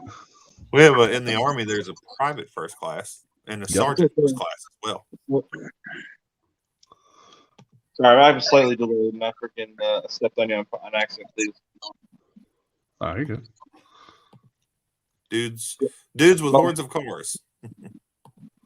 My last job, I worked at a Desron, and I was a little peon officer as an 03. So I, had to go make the coffee and all that stuff. Oh yeah. See, I couldn't do all that. I get my feelings hurt. Well, we had a CS1 on staff. That was like the best thing ever. She's from the Philippines, and she'd make homemade pancit. Man, that's some good stuff. I have been fortunate. Every command I've ever been at, I've been with somebody from the Philippines that can make pancit and lumpia. Oh. And every time there's a potluck of something, it's like, and are you bringing it? You get there, Shopcat, man. You shit's gonna blow up one day, buddy. My when my stepdad was in the Navy, he was stationed at Subic Bay. Suda Bay is a sweet place to be in the Philippines. So. I've only ever fuel stopped there. I've heard it's not a naval base anymore. What's up? Apparently, it's not a naval base anymore. There's still a naval base there. Yeah, Suda's still there. I did not. Yeah. You pull in there. Now he's in the Army, so. Yeah, there's actually, if you can ever get to Suda Bay in Greece, Greece is like one of my favorite countries to visit. But Suda Bay, there's a place out in town, and I think it's Hanya. They sell this orange honey. It's like the only type of. It's the only. So I've tried all these different orange honeys from all across the world. I'm shipped to my house to try and replicate this place because they don't ship their honey, and I can't find it. But it's the best honey. I don't even like honey very much. It's the best honey I've ever had, and I brought home 12 jars on my last deployment. 8 of them made it. 4 of them shattered, and like I had to throw out all the that were with them. See Mill Creek. But we're down to the last jar. Time for another deployment. There's some honey from Nepal that they have to like. It is real dangerous for them to get. I don't know that you've heard of that kind of. It's like real dangerous there, and they got to like hang off the side of a mountain with some made ropes, fine and stuff. I think I know what you're talking about. Anyway, it's supposed to make you a little high and all that. I didn't but it was pretty good. There's another guy. I don't know if you guys have ever seen Funky 50, but he's got he had, I can't remember. I think it was like cat shit coffee, like or beans or something. Oh yeah. The cat eats it and scraps it. Yeah. Oh god, it was. I mean, I'd try it. I mean, it's a smooth coffee. I'll try it. I hate that bitter shit. I hate Starbucks.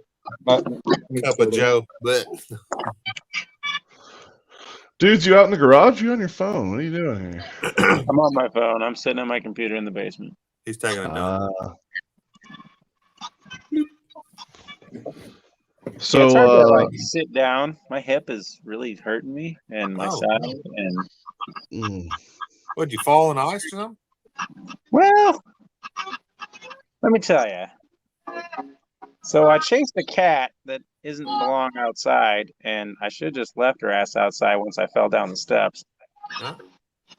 So, yeah, I went to the doctor this morning after doing it very early this morning, and they said, well, we got to take some x-rays, and then we got to take some CTs, and you got a couple cracked ribs and a cracked vertebrae, or cracked bone in your arm, and then cracked little bone in the wrist. So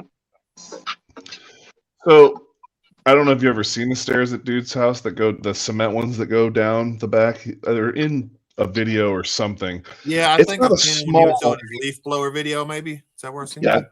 Yeah, that's the where I saw. They're not a small set of stairs. Let me ask you this: did you catch any of it on video?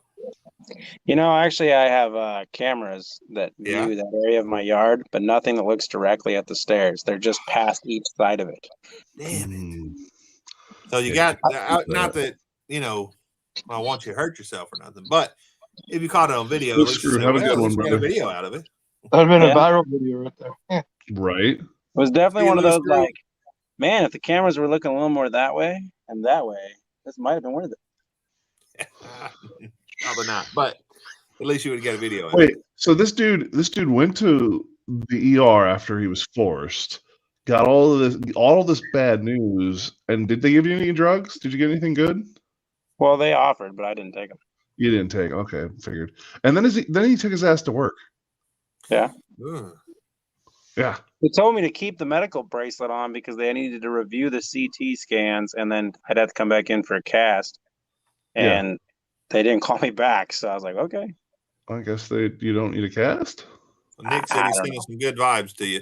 I thought you were supposed to suck it up, and then when you get it work, fall a little bit, and then say, "Oh, I broke me." Nah, Well, I'm just kidding. not to say that didn't cross my mind, but my morals they kind of Yeah, stab me yeah. a little bit sometimes. I mean, if you work for dude. Walmart or something, yeah, you're like, yeah, I'm gonna get them. But yeah, I get it. Freaking Walmart. Well, my Just kidding, company's more about if you get injured on the job, then you get labeled a liability, and then you Yep. got a target on your back. So not any fun. Yeah, and that's never fun. If you're gonna do it, make sure you do it good enough you can retire off of it, right? Yep, that's about it. Or be a union member and do it. That always helps. Yeah. Can't mess with They you got then. some people protecting them. I ain't got none of that. Ah, Well, that's like I was talking about those videos with the painting and stuff. The guy who does all that used to work in the body shop that did the work on my car originally, but now he's a union HVAC guy. He doesn't even play with.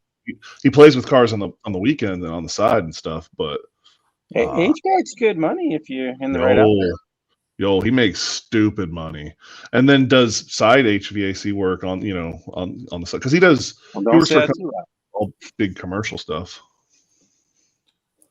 so have you already, hustle? Wasted? Right. Have you already started getting your paperwork ready for when you get retired? Are you gonna file for your testicle stuff and all that? Oh, well, so I can't start any of that until the 1st, but obviously I'm stuck out here. Yeah, I was just saying get your paperwork ready, but I guess you're there, so I think I'll help you. Yeah, I have everything. I actually have some medical appointments I have to do because I was doing my retirement screening and then some things were irregular, so I have to go see some people about some things before which is holding up my whole deal. And they don't have a cardiologist out here, so I couldn't get it done here. I know a bunch of people. It's like, oh, I'm not gonna just sit on my butt and get money from the government. I'm like, but you didn't. I mean, you got hurt in the military. That's what that money's for. Yeah, listen, I'm going to be close to 100% disabled. Yeah, the CPAP is 50% right off the bat. Yep. Yeah. If it's the kind you have to use every night, which most of it is. Oh yeah. Then it's 50%. Mine was in my bag that got lost when I went to Maine for a day, and I was like, "This is terrible." I've gone so long with not. Well, you had to sleep sitting up or something. I just didn't really sleep. It's one of those. I was tired of shit, so I fell asleep. Well, they got the mouthpieces you can get on Amazon that stretch your bottom jaw out. They're not great, but I used to use it when I traveled a lot because I would forget my machine or don't have it, whatever. But yeah. No. Between that, and my DD214, a destroyed wrist that happened while I was in. I got my ankle. Have a DD214. Yeah, I need it. I want it. That's the. Yeah, I've got my little countdown going, like I said, and it's kind of crazy now. I'm like I said, 100 days today. I go on terminal. I'm like, I have a lot of crap that I still need to get done between now and then. We'll just keep you in. Don't worry about it. Yeah, right. Listen, I got places to be. April 10th, I got to be in Arkansas picking that guy up. Yep. Arkansas. Me and 113 was talking about this earlier. So I got seats that we're going to bring up the dudes. Yep. It's 2 captain seats or 2 big seats and a console. Yep. And then also going up is a engine and a harness and all. And trans too, right? As far as I know, Robert's still getting the trans. If not, okay. I will make it happen. But we're gonna have to figure all of that. Yeah. We just got to get all of that figured out. Don't get me wrong. I always have backup plan. Just like on this harness, I'm gonna bring the harness and all that stuff. I'm gonna have that. I might even send it up early for him to work on. Are we do? Like I say, you going so you're not going the Holly route anymore? I am, but like I said, I have backup plan.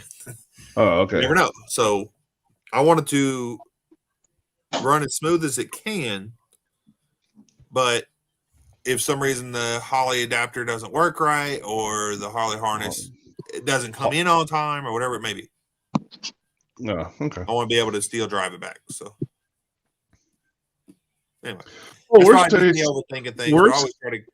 worst case scenario, you'll rent a U-Haul dolly and drag it behind the freaking Ridgeline. Yeah, I wouldn't want to, but I guess I could. I mean, that's like I said, worst case scenario. Yeah. But But what I was getting around to is, what are you going to have room for in your trailer? The trailer is going to be pretty full, man. Right. Well, I know we could fit one of the two in the original envelope. Yeah. So either the engine or the seats, but I don't know if you can fit both. No, we probably can make it fit and just strap it. I can make the seats fit because I'm pretty full as it is. I'm having to move things around to get. Cause I got a washer and dryer I got to bring back, and so that's taking up a giant chunk of real estate inside there. Just really in love with this washer and dryer. Say what? I said you're just really in love with this washer and dryer. Huh? Here's the deal. Have you tried to go get an appliance? Any new appliances lately? Well, see, I hoard those kind of things, so no, I don't see. easily. So one, if you want anything nice, you have to wait forever to get it because reasons. And two, it's all stupid expensive. I got a deal when I got down to New Orleans and found a set that were sitting in the back that were a display model or something like that, and got a stupid deal on them, and they're good. So, To break it down for you, I actually have 2 washers that I had in storage out on loan right now, just for that reason. Yeah. And that's why I'm not willing. I'm not willing to give it up, at this point. So I've got a 40-foot Hallmark gooseneck triple axle, and then a 2016 GMC 2500, and that is that rig. But that trailer has a Subaru in it, and all my entire everything you see in my videos that was in that garage that was 810 square feet is now stuffed into that trailer. So it's full. It's rather tight. Rent a trailer for your trailer. Boy, that would pull like crap, wouldn't it? That'd be kind of tough. Yeah. I mean, when you're going straight, it'd probably be fine. But I knew an old boy that used to run. What year were F-350s running international motors? Like mid 2000s?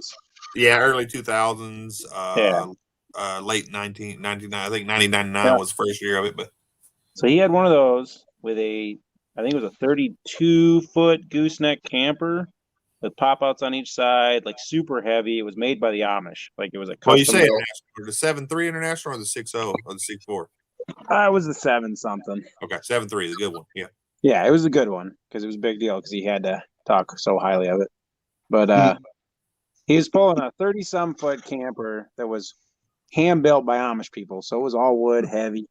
Yeah, and then behind that, he was pulling a 20-something foot enclosed trailer with a Trailblazer and a motorcycle in that, and then a whole setup to make biodiesel while he was traveling. Wow! I'm just like, wow, this is quite the rig here. Like, I don't know how this even pulls that. And he's like, well, I've done some things to it. It's like, yeah. Did he have and I guess with that. So that's the trick with that, because he's pulling a camper. So I don't know if he gets away with being over the 25,000 pounds with that. Because I know with a motorhome, you can be over and don't need a Class A or any CDL for anything with that. But I think if you're a regular truck pulling a trailer like that, you're still stuck by the 25,000 pounds or whatever the rating is on the truck. Well, I know with really big trucks, you can get away with more weight as long as you spread the axles out away from each other. Sure. Yeah. Is your trailer even a spread axle, for one thing? Yeah. Mine? No. Yeah, I wouldn't imagine it being. No. But I mean, mine's a triple. It's got what? Triple 5-ton or yeah. So it should be triple 5,000. So it's rated for 15,000 pounds. That's what it's rated for. But that's also that it'll come out to 25,000 pounds with the truck instead. Well, 113 says we'll put it back. We have to. I think everything will fit in the back of his truck. I just think if we can get like the seats in the back of yours, if it rains or something, we'll be okay.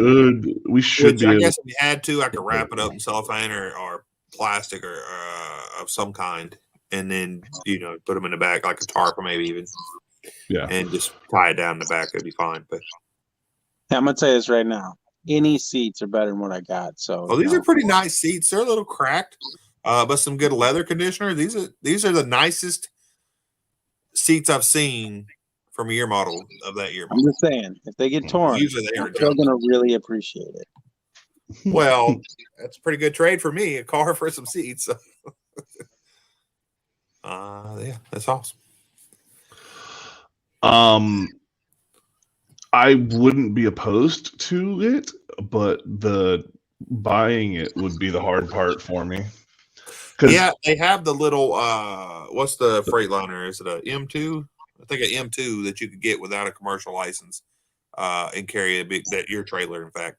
But they're I think they start at like 80 grand. So, or you get one of those small toters that are, Well, I'm talking about a crew cab M2. Okay.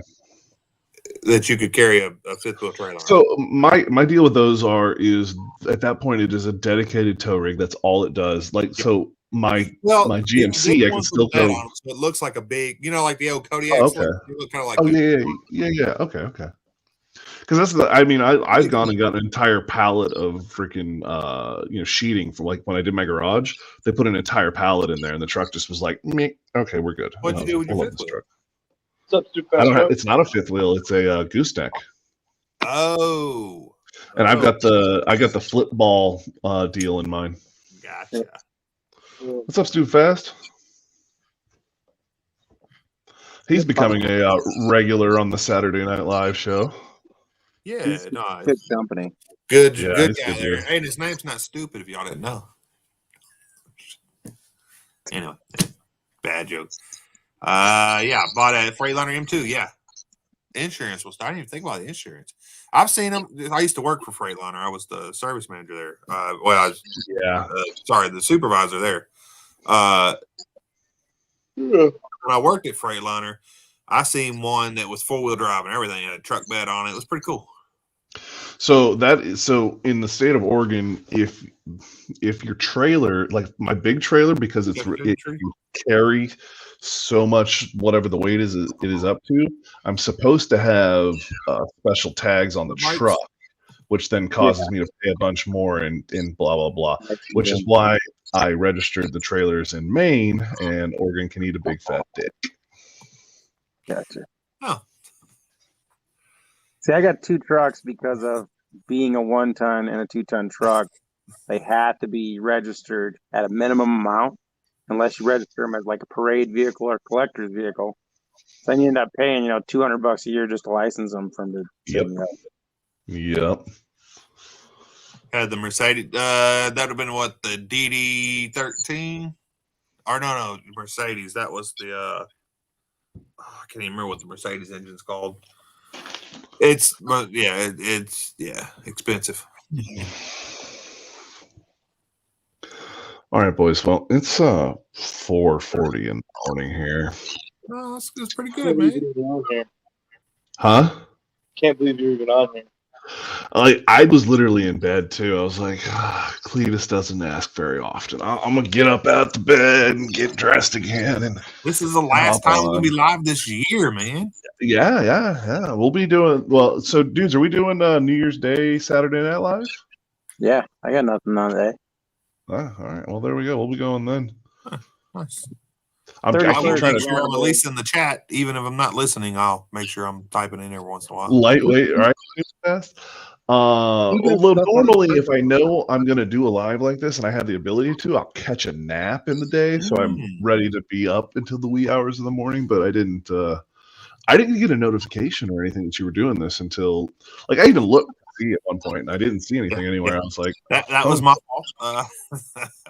I was kind of waiting to the last minute for some reason. So I was talking about doing it last week, but I never got around to actually making the stuff and all that. And that's kind of why my thumbnail's kind of junky, but yeah. All right. Well, like I said, I'm going to hop. I will see you. I'm going to try and get in on Junkers tomorrow, or at least be in the chat for Junkers. And then. So New Year's Eve night is when you're going to go live? No, it'd be New Year's Day. New Year's Day. Saturday. Sorry. Yeah. Is anybody going to go live for New Year's Eve? Not that I know of yet, 113. I don't. Not that I've heard. I mean, CP. It's Friday CP's night, so. Yeah, so he might be. I still don't know what the hell I'm getting into out here. I don't know if we're Well, going out to Catania or if we're gonna stay Junkers will be here. live tomorrow, and so will 815 LSX. So Yeah. everybody has two screens they can watch them on or whatever. But On New Year's Eve, I got my wedding anniversary, my dad's birthday, and it's New Year's Eve. So You got married on New Eve? yeah, man. Wow. I forced everybody to ruin their plans to come to my wedding. I dig it though. I dig it. But all right, I'm gonna do this thing where I keep going into more topics and I never actually go to bed. You take it easy, get some good sleep, All right, man. guys. We'll see you later. All right, brother. Thanks, guys. Happy New Year. We don't see you. Oh yeah, you guys too. Happy New Year, man. Let's see. That's what I am tired. What is it, bud? But I am tired. Oh no. Been staying up too late. Well, that and supervising people in my house all day. Oh, okay. Yeah. Having to deal with all that. That's never fun, right? Yeah.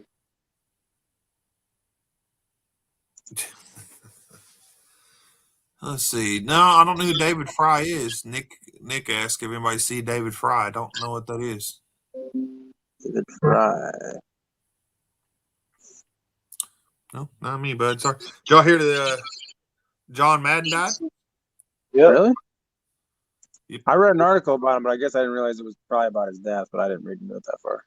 Yeah, he died. It was it yesterday? Yesterday. Yesterday or the day before.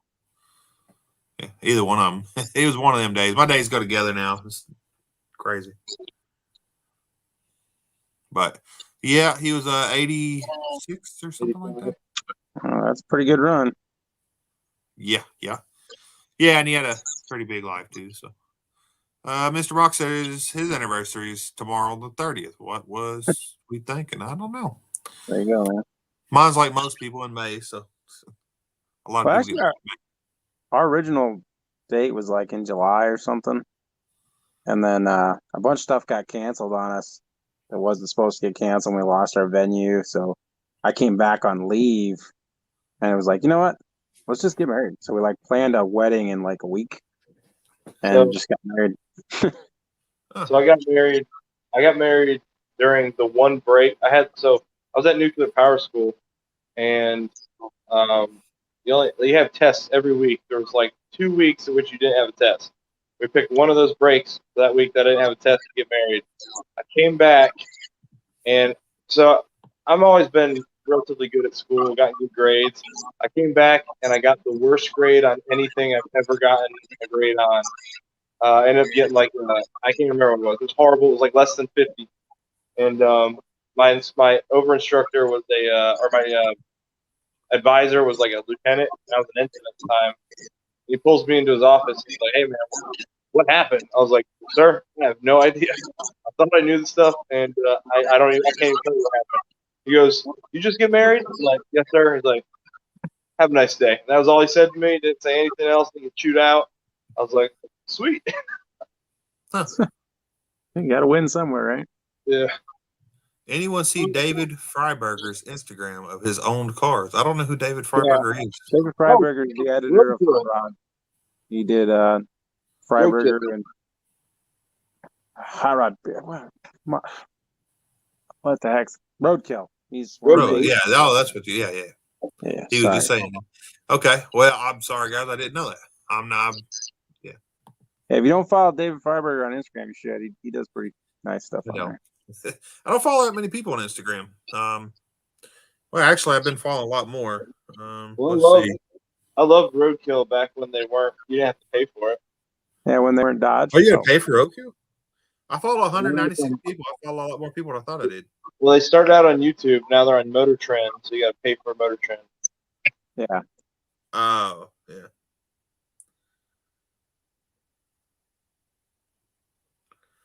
They got some really cool projects. Like one of my favorite ones was they took a Chevy Monza and they used it twice. Both the episodes I love. They tried to supercharge it using 5 leaf blowers. So they created this really ridiculous manifold with a blow-off valve in the cabin, or whatever you want to call it, pressure relief valve in the cabin. And when you're about to hit it, you shut the valve, and they were able to pick up some pretty good numbers with 5 leaf blowers. And then the next one they did is they're like, sometimes maybe you don't always want to be supercharged, but it'd be cool to have the power if you needed it. So they created the Boost Caboose, where they literally put a motor on a trailer with a supercharger that's only job was to force air into your motor of your car. So like they had a huge ass tube running from the blower of the car behind you all the way to the motor of the front car. It was ridiculous.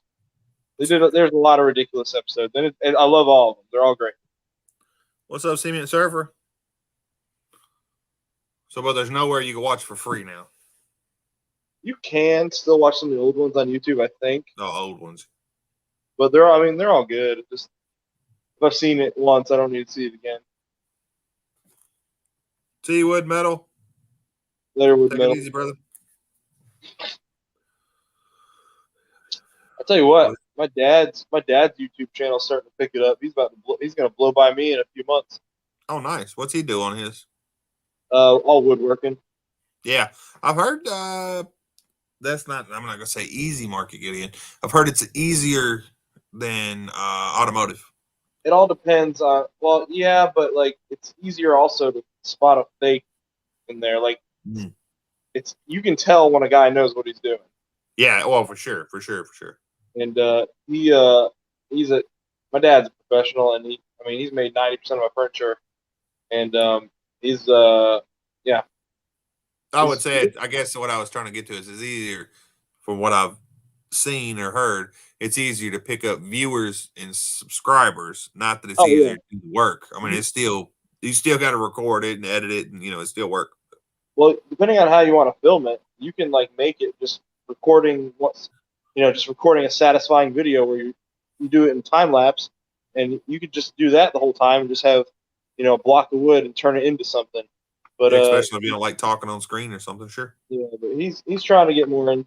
He's trying to get into it a little bit. Like he does it for fun for the most part. He makes way more money than he makes on YouTube selling that shit. Oh, of course. He made this one vase, called it a chaos vase. He used $300 in scrap wood, like various types of woods, like exotic woods. He made this vase, and he told me he was selling it for like I want to say he said like $4,500, and I was like, "There's no way you're going to get that." He sold it the first day he went to go advertise it. That was ridiculous. And now I wish I had actually learned all this talent, all these things when I was a kid. You're still young enough. Come on. Well, yeah, but I will go there at some point and try. You gotta have the drive for it too. Well, see, here's the thing. I'm different than my dad. Like my kids, I want them to be into cars. So what I do is I hand them the power tools, right? You get to use the cool tools. I just make sure they're safe with them. I'm not going to give them anything dangerous. But I let them use the drills, the air impact guns. My dad, especially when you're right there with them. My dad, when I was in the shop with him, he wanted me to learn the right way. So he'd hand me a block of wood with a sandpaper wrapped around it instead of the power sander. And when you're a kid, you don't give a rat's behind about that. You just want to use the tools because that's what your dad's using. So I was just never into it, man. But now I really wish I had picked up on it because it'd just be cool to make my own furniture. Whoever deleted the troll or whatever, I appreciate it. I don't know why people get on here with that crap and just put some kind of junk on here. I don't get it. Then I seen on yours last night, bro. What's up? Get on there and put some kind of not even full link, just some Russian name. Yeah, it's a porn link. Maybe you'll go subscribe to their porn channel. They're hoping. No. No.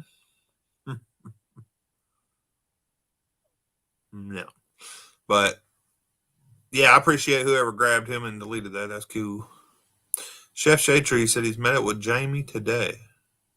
Am I missing? Who's Jamie? What am I missing? Maybe he's talking to somebody in chat. So I only know one Jamie. Yeah. Dudes, how's your stuff going on over there, man? Besides hurting yourself, anyway. I didn't put out a video last weekend because it was Christmas, and I'm just not felt it. So I'm probably not gonna put out a video this weekend either. And I'm just gonna get to the point where I'm probably gonna go like a month without doing it and try to compile a bunch of stuff so I can just kind of Get ahead of the game. get way ahead of it and then just kind of sit back again for a while because I just Why not? winter just kicks my ass and I just get really low ambition and I can't bring myself to do stuff. Yep. Sometimes you just I know what you mean.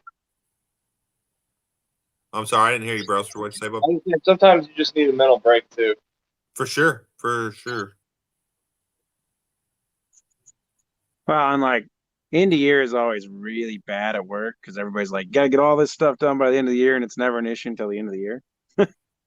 So then, like, you just Right. work way too much, and then who wants to work, 90 hours and then turn around and go stand out in the garage when it's cold? Well, and I say this all the time. I could do something in 30, 40 minutes, but then when you go to record it, Yep. it's going to take an extra at least 20 minutes to record, get your camera angles, whatever. Probably much longer than that. But then you got to edit it and put it up, and it takes a while. It's not. It makes it harder. So I record. Oh, go on, Brailswood. Sorry, I apologize. Especially if you're working on something like the way stuff that we're generally working on. Like, I don't like to leave my camera running because I know the battery life's not going to last sometimes as long as my project. So then I got to go. Luckily, I have the sink in my garage, so I got to wash my hands so I don't like get my camera all effed up. And depending on what I'm doing, and I don't know, just on what we do in general, some of us get greasy hands. Yep. Well, that's like so I've been trying to film doing all this stuff on this F-150 in my garage. And I film a lot of stuff. A lot of stuff never makes it to YouTube. It just doesn't come together correctly, and I don't try to make it work, and I just chuck it. I go, well, that isn't going to work. And so that one, I'm trying to do like short videos of just like basic, I don't know, kind of how to, like some guy wanted to fix on their old 90s F-150. They could basically know what to look at. Yeah, it's not how exactly to do it, but it's how you're doing it. Yeah, it's how I'm doing it, and I don't want to make some 40-minute video like I've done in the past that I just junked because I felt it was too long. So I want to do like just in segments, so I'm trying to plan each piece and film each piece to make like a 4 or 5 minute video out of each piece. And it's like, God, I only got this brake line run and this drum off, and I've already wasted 2 hours. So it's funny that you said that. It's like the how you're doing it, not necessarily how to do it. So for when I had my old MGB, that was pretty much every video I ever made, like how I did it, not how to do it. And man, you would not believe how many purists would come in there every now and then and be like, "Oh, I can't believe you're doing it like this. Like you're trashing the car." Like because I put like an inline fuel pump in there. It says the points fuel pump. Man, because it's reliable and it's cheap. And it's simple. It's easier to troubleshoot. Yeah. And so like and then your car. to make it work, I had to add a fuel pressure regulator just to be safe. And they're like, "Oh my God, I can't believe you're doing all this stuff like you're trashing the car." I'm like, man, good Lord, get off my back. This car was $500. It was in a junk pile. It was going to get scrapped. I saved it. It's drivable, and I sold it to someone else who's going to appreciate it even more than I did. Yeah. Well, Mike's is right here for my channel. The basic videos seem to get more hits than like some of the, heavier duty, like in-depth stuff. Well, my Carvana Nick, see you later, bud. My first, everyone, especially if your channel starts to get bigger, you will get negative comments. Everybody's telling you how you're doing it wrong. My first video from Carvana that I did of Carvana is my best video, and it's still going strong. But man, it was like I did it at the first March of 2020. Your initial reaction to it, sure. Yeah, it was March of 2020. Well, I had just been given like the order to basically anytime I have interaction with anybody, I have to wear a mask. So in that video, I'm wearing a mask, and now I'm getting comments left and right like, "Hey, you freaking liberal!" Like, who do you think I am? I'm just following orders. Even if so what? Yeah. Wow. Get on. You did. Well, it's like today. So like I went to the one urgent care place and I had a mask. Like I have this gator thing I carry in my car. And when you go into the doctor's office, you got to wear it. So I got it on. So then they send me over to this other building and get the CT scan. I walk in there and the lady's like, "You're gonna have to wear one of our masks. That's not good enough." And I'm like, "Really?" So I had to pull the gator down, put this mask on, and then wait in the waiting room. And I'm sitting there in the waiting room and I look over at this old boy and he doesn't have a mask on at all. And I'm just kind of like, all right, well, whatever, you know. And then like I kind of pulled my mask down a little bit and laid behind the desk like, "Sir, you got to keep your mask on." And I'm just like, but right, what? Okay, whatever. Well, so there's so many dumb rules. Like I went to my wife, our ID expired, so I went to go get her a new ID. They had to see mine first. But they're like, you guys can't both be in here at the same time. So you come in here, and then we'll take care of you, and then she'll come in. I'm like, but we're gonna both be in here at some point. You're still gonna talk to both of us. Does it really matter? Yep. Well, and it's especially at the first of this thing, nobody knew anything. So, diabolical. That's funny, man. I wonder how many people or how many purists for the Volvo community is going to be pissed that we're putting the 6.0 in. I don't know. I don't know anything about the Volvo following. Oh, I don't either. I'll send you the ad later. So what's the other? It's a Volvo wagon what's the other one? 200. Yeah, 240. So there's a guy with a 240 wagon, and he's putting a 6-liter in it, and he's selling the whole project because he's got to move local to me. And it looks like the same car. It's just a 240. It's green. It's a wagon, similar to your, I think. Yeah, cheap one. Yeah. And he's got it all on there, and he's telling you, I got eBay turbos, and I got this junkyard LS, and he's breaking all the parts down, and then he prices it. The motor's just sitting in there, okay? It doesn't run. It doesn't move under its own power. He wants $8,500 for the whole project. Oof. Don't get me wrong. I know he probably spent some money in it, but it's still a project. When you buy people's projects, you got to be willing to take the loss. You can't. Yeah. It's not like you got a Cooter or something. You know, it's not rare. Well, it wasn't like he was listing the prices on the things he bought either. He was just like, eBay turbos. What's that? Right. It's like, okay, I'm going to give you $2,000 for eBay turbos when I can go buy them for $700. Cool. Oh man, Tim. Yeah, sometimes it's like that. You find one thing and you go to do one thing and find I think Deuces Wrench was talking about that one time. He was fixing one thing, you're fixing brakes or something, and you found some other stuff. That's the Ford I'm working on right now. Yeah, the Ford, that's what it was, yeah. I got a blown brake line. I knew there was some other stuff under the truck that needed looked at ever since I put the truck back on the road. But when I put the truck back on the road, it was just basic runs and drives safe. You know, and then I knew other things were going to go wrong over time, and I'd have to replace brake lines or whatever. Well, when I was doing the brake lines, you know, I'm chiseling away at the heads of the U-bolts because they just had gravel all buried in there, and knocked all the gravel out and realized, those nuts are about completely rusted off on the heads of the U-bolts. Yeah, I'm so sitting there going, one thing after another. Yeah, I got to put shocks on it because I know the shocks are shot in the back just by the way it rides. And I'm like, the only reason I'm even looking at those U-bolts is because I'm like, well, if I put shocks on it and these U-bolts fail and this rear end tries to come off from underneath the truck, it's going to ruin these brand new shocks I just put on. You know, so it's like, I should replace the U-bolts just because it's the safe thing to do. But it's always that, like, are they going to break? I mean, really, how often does that happen? I'm just sitting here worried about it because I'm like, I don't want to spend money on parts and then ruin them. And that would be my luck. You know, second I put new parts on it, that part would fall off, you know. So that 113, I'll check that out, dude. I'll Google that. Key is not overdo it. Draw them in and then hit them. Yeah, I think I really made some people mad with my Ford Maverick video. You know, because I guess it's kind of a clickbait thumbnail. Talking about the Maverick, and then you click on it and you see it's just an Escape I cut the back off of. I sent you that. I didn't care. If I knew, I good picture of the actual Maverick. Different, so it would have been funnier to get more hate. I guess. What'd you say, dudes? I'm sorry, man. Yeah, sorry. I sent you that good picture of that actual Maverick tailgate you can throw up on there. Yeah, I seen that. That could be my clickbait, huh? Let's see. Buying those kinds of projects come with headaches. Yeah, you're right. Buying something that's in the middle of something, or especially something like that has to be, a lot of fabrication, a lot of, stuff that's not just out there. It's not supposed to. That 6.0 is not supposed to fit in a Volvo 240. So yeah, that would be kind of a headache build. In fact, you'd kind of pretty much have to pull it back out and make sure everything's like you need it. Well, I've bought enough projects from people to learn that I'm not into buying projects anymore. Like, I'll buy a project if I want to part it out, but Sure. if it doesn't run and drive and is pretty much complete, I don't really want it because Yeah. somebody got rid of it for a reason. You know, it's Yeah. either it went too far the wrong way, they didn't Never build it got back right. on it, whatever. Yeah. Yeah, and just I bought too many people like this is a race built motor, and they tell you how great it is, you know, and you open it up and yeah, it looks good inside, and then you run it the first time and it's clattering and not built right, and it's like, oh well, I just wasted money on that. Yeah. Put too big of a cam in it and it's barely running. And yeah. Yep.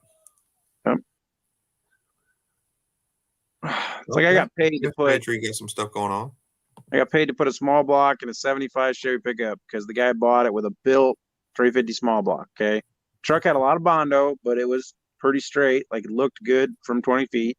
Sure. The seat was some aftermarket junk, so he hardly didn't even fit in it. So he wanted me to replace the seat and look at the motor. And when I started looking at the motor, I'm like, it needs a motor. And he's like, oh, that's a fresh built 350. And I'm like, I'll make you a deal. I'll give you a running 350. You give me this complete motor with the high rise intake, better carb. You know, I was getting a sweet part of that deal because I was getting all the Sure. high performance parts, and he was just getting But a you were running. doing something he didn't know how to do. So Exactly. And I was putting the motor in for him. So I told him $500. I'll put the motor in. I get your motor. It's clattering and the cam's gone. Like the lifters were all chewed up.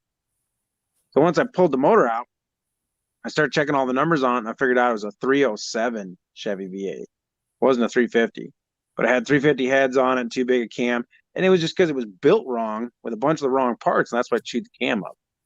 So it's like, well, man. this is junk. It's a boat anchor. I don't want this thing. I don't want a 307. So when I had to tell him, I'm like, dude, I can't give you the motor I have for this thing because this is junk. And I said, it's going to be $500 more. Sorry to tell you, but them's the breaks. You know, the deal's broke. And he got all mad and he's like, well, I can't do it. I can't afford $500. And I'm like, if you can't afford $500, you don't need to have a vintage car. That's just where we're at. Exactly.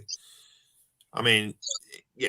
Even if he couldn't afford it then, maybe he'd say, well, it's going to take me a month or two, you know, whatever. But yeah, if you don't have, yeah, if you can't come up $500 with him in a couple he kind of months. gave me a bunch of attitude and got mad about it. And I literally was like, where do you want it? And he's like, what? And I had a freaking tow truck there in an hour, dropping it off in his front yard. I was like, I don't want you fighting with me over this. This is the way it is or nothing. And then he paid his son to put a motor in it. And he's got it running and driving now, but he ain't too happy with what his son did. So I think it's got 305 in it or something. Hey, man. Better than what it was doing, right? Yeah. But there's a perfect example. You know, he bought this truck that was supposed to be, you know, all built, fresh motor, you know, high rise intake, big carb, supposed to be awesome. And nope, just somebody's nightmare. Oh, man. I think I'm about to get off your Cletus, man. I'm going to pass out on my chair. Yeah, man. We're not going to be on too much longer ourselves. But yeah, I appreciate you coming in and chatting with us. And yeah, hopefully you get some rest and they get your house fixed quick. Yeah, I don't know. You guys can't even hear the fans. There's a million fans in here right now going on. All right, guys. Have a good night. Yes, sir. Take it easy. See you Have a good next one. year. So let's see. Sorry, I'm not as lively as I regularly am. Oh man, shoot! I can't even believe you're getting on feeling like that. So, did your ribs hit the steps or? So I don't know. This is something that's always saved me. This ain't the first time I've fallen off stuff. So Sure. everybody will tell you like your first reaction is put your arms out in front of you or something when you fall. And I don't know if I've fallen enough times. Maybe my brain doesn't work right, but my reaction is always tuck and roll. So Sure. Yeah. like Combat row, right? yeah, I just tuck and roll. So when you tuck and roll down a set of steps, you end up like bouncing off a lot of steps with your sides and your shoulders and stuff. So was it better than just putting your arms out in front of you? Maybe. I don't know. I don't know. You know, you wouldn't want to do it again to find out. But No, I'm not going to test the water. I'll tell you that. right. It might be worse. You know, it might have been broken a whole arm or something. Yeah, like I did something really dumb one time. I used to trim trees. Okay, so I was having one of them stupid moments where I put my ladder up on a tree branch, and I was going to cut off the branch to the right of the ladder. So the ladder was still on the tree side of the branch. Okay, And it didn't dawn on me the weight of that branch. So I get up there and the ladder's kind of max extension. I got about 7 inches above the branch, ladder's on it. And I didn't tie the ladder off, and I should have. So when I cut that branch off and the weight of the branch left the tree, what was left on the tree went up. Oh, yeah. So when it went up, my ladder wasn't on anything anymore. Oh, So crap. I'm 20 feet in the air, holding the chainsaw, and my ladder ain't attached to nothing no more, and just goes whoop, and starts falling straight to the ground. So like first thing I thought was, well, definitely don't want this chainsaw around me, so throw that thing as far as it'll go. Sure. Yeah, I didn't even try to shut it off, just whoop, whipped it out of my hands. And then I literally just kind of did this. I tucked in real tight and I leaned against the ladder and just let it ride to the ground. And I just got up and walked away and was like, oh, that sucked, And everybody's like, that's how you react? I'm like, yeah, well, what else are you supposed to do? Like, try to jump away from it, put your arms out, try to stop it. I mean, you're falling. That's happening. Oh, yeah. So it Guess was you really could have dumb. tried to jump and bear hug the tree or something. Yeah, I was just like, Happens. here we go, Oh, wow. And I used to do did you get hurt at all or on that? Or? No, I got bruised a little bit, but Sure. I got right back up. The ladder actually got hurt more than I did. It twisted the ladder up pretty good. What about the chainsaw? Chainsaw needed a new bar. It stabbed straight into the ground, bent the bar. Yeah, well. But I had spare chainsaws, so I finished the job. And yeah, the guy that was paying me was watching me, and he's like, "You okay?" I'm like, "I'm okay as long as you don't tell anybody that just happened." Right. Lesson learned. You don't think about that stuff until you do it once, and you go, "Oh, you mean when I cut all that weight off, the little piece that's still attached to the tree is going to move up because it doesn't have all that weight hanging off it no more?" Yeah, well, some of them labor jobs you don't have to put too much thought in, but that one right there, I guess you got to put a little extra, huh? Yeah, I used to do a lot of that. And I did a lot of ladder stuff, and then I thought about buying a bucket truck for a long time, and I bought a couple trucks for hauling wood, and it's just too hard. It's too hard to work to do as a single guy. Sure.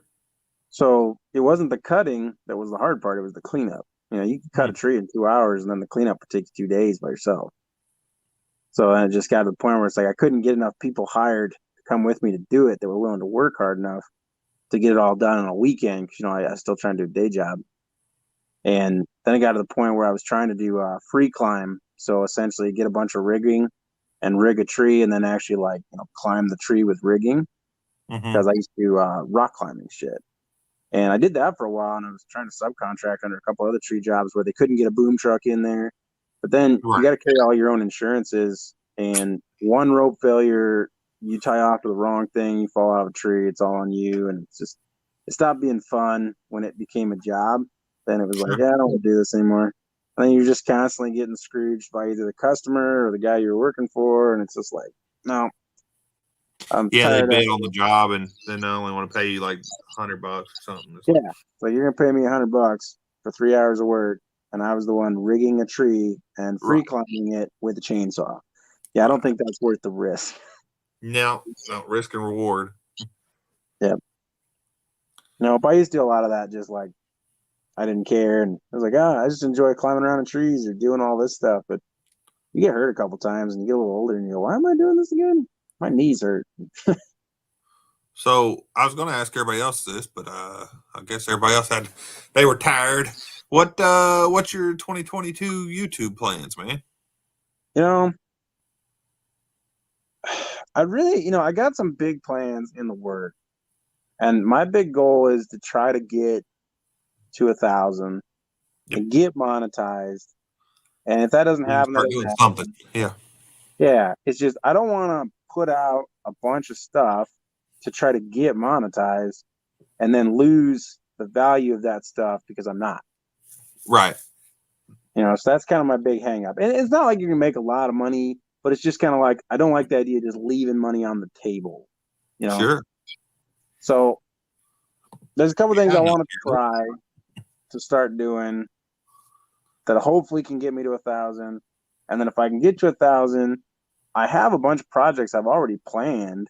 I just need to my big thing is I got to spend money on them. And I don't want to spend money on them if I don't get a return on that money, because that's always a big hang up for me.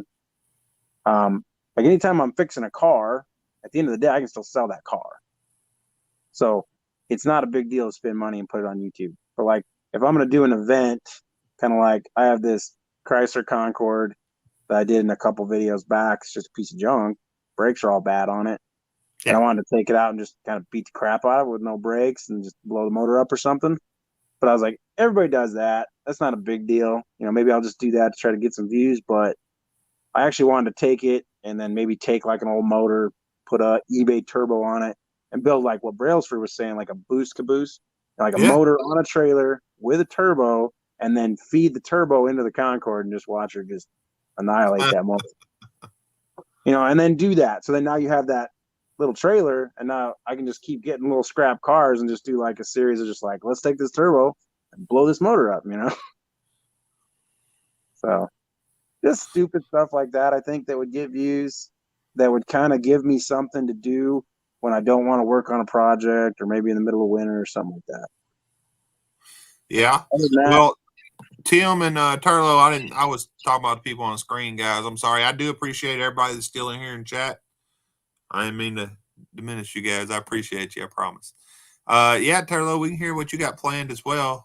Dudes, that'd be a really cool idea. I know we had the Volvo build in April. That's going to be some content for everybody. Do you plan to go any car shows or anything this year for your channel? Or?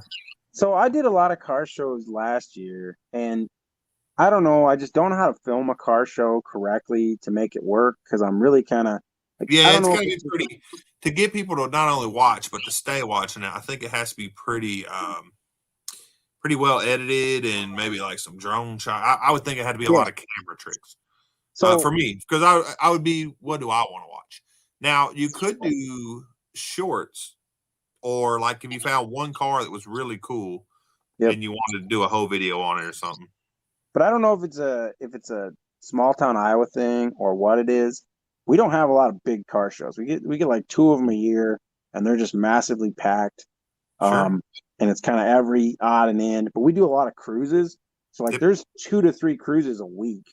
Oh, nice. And you know, you go to all these different little cities, and you go to a cruise, and there's 200 cars will show up, and it's a big deal.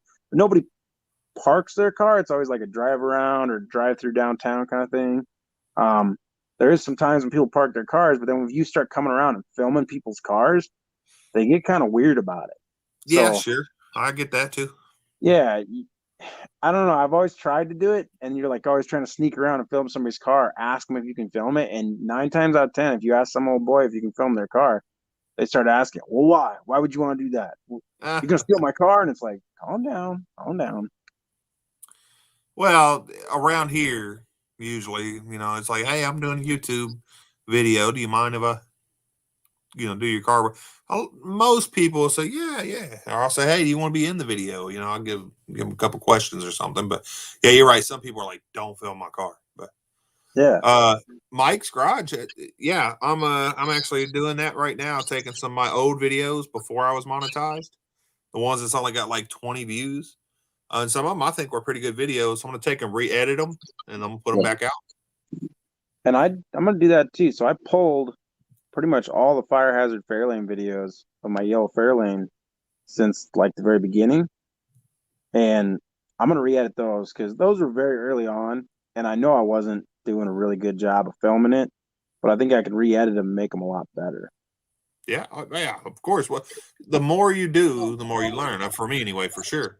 Yeah. So, I learned this trick like, man, I could have did that in that video there. But if I go back and look and it only has 30 views, why not take it down, redo it, put it back up? Yep. And that's my early stuff. It's lucky if it has 60 views on some of them early videos. Right. Oh, yeah. Chef Shade Tree have a lot of stuff to do. Yeah, I get it, man. Yeah, some of my early videos, they don't have any views. And then some of the early videos have a lot of views. So it all depends. If it's the evergreen content, which I have a few of them, I'm just going to leave them alone. I know I can edit them and do way better, but who's to say it'll hit again? Yep. So if they're just continually getting views, I'm just going to leave it alone. Yeah, so I guess for me, it's going to be, I'm going to do some Ford truck videos just to kind of do some how-tos. And then it's going to be some Fairlane content. Once I get the Fairlane videos re-edited, I'm going to reissue kind of all of them back out in once leading up to the new stuff I'm doing to the car. Yep. And then after that, I got an engine build series I want to do for the Chevelle that might do well. I'm just going to put together an engine, kind of show some basic engine build stuff. And then it's going to be Volvo time, essentially, by then. So I got all the content for the Volvo already videoed. I just need to put it together. And I then have after some that, from GMC. I'm going to have to do some more when I pull the engine and stuff, but I won't put it out until we all get together and kind of, you know. Yep. And then after that, like, hopefully I'll have kind of leaps and bounds maybe towards monetization by the time I get done with all that stuff. Sure. Well, I think I would hope you'd be monetized by April, but I can't say that you will be. But if you're not, I hope that will help.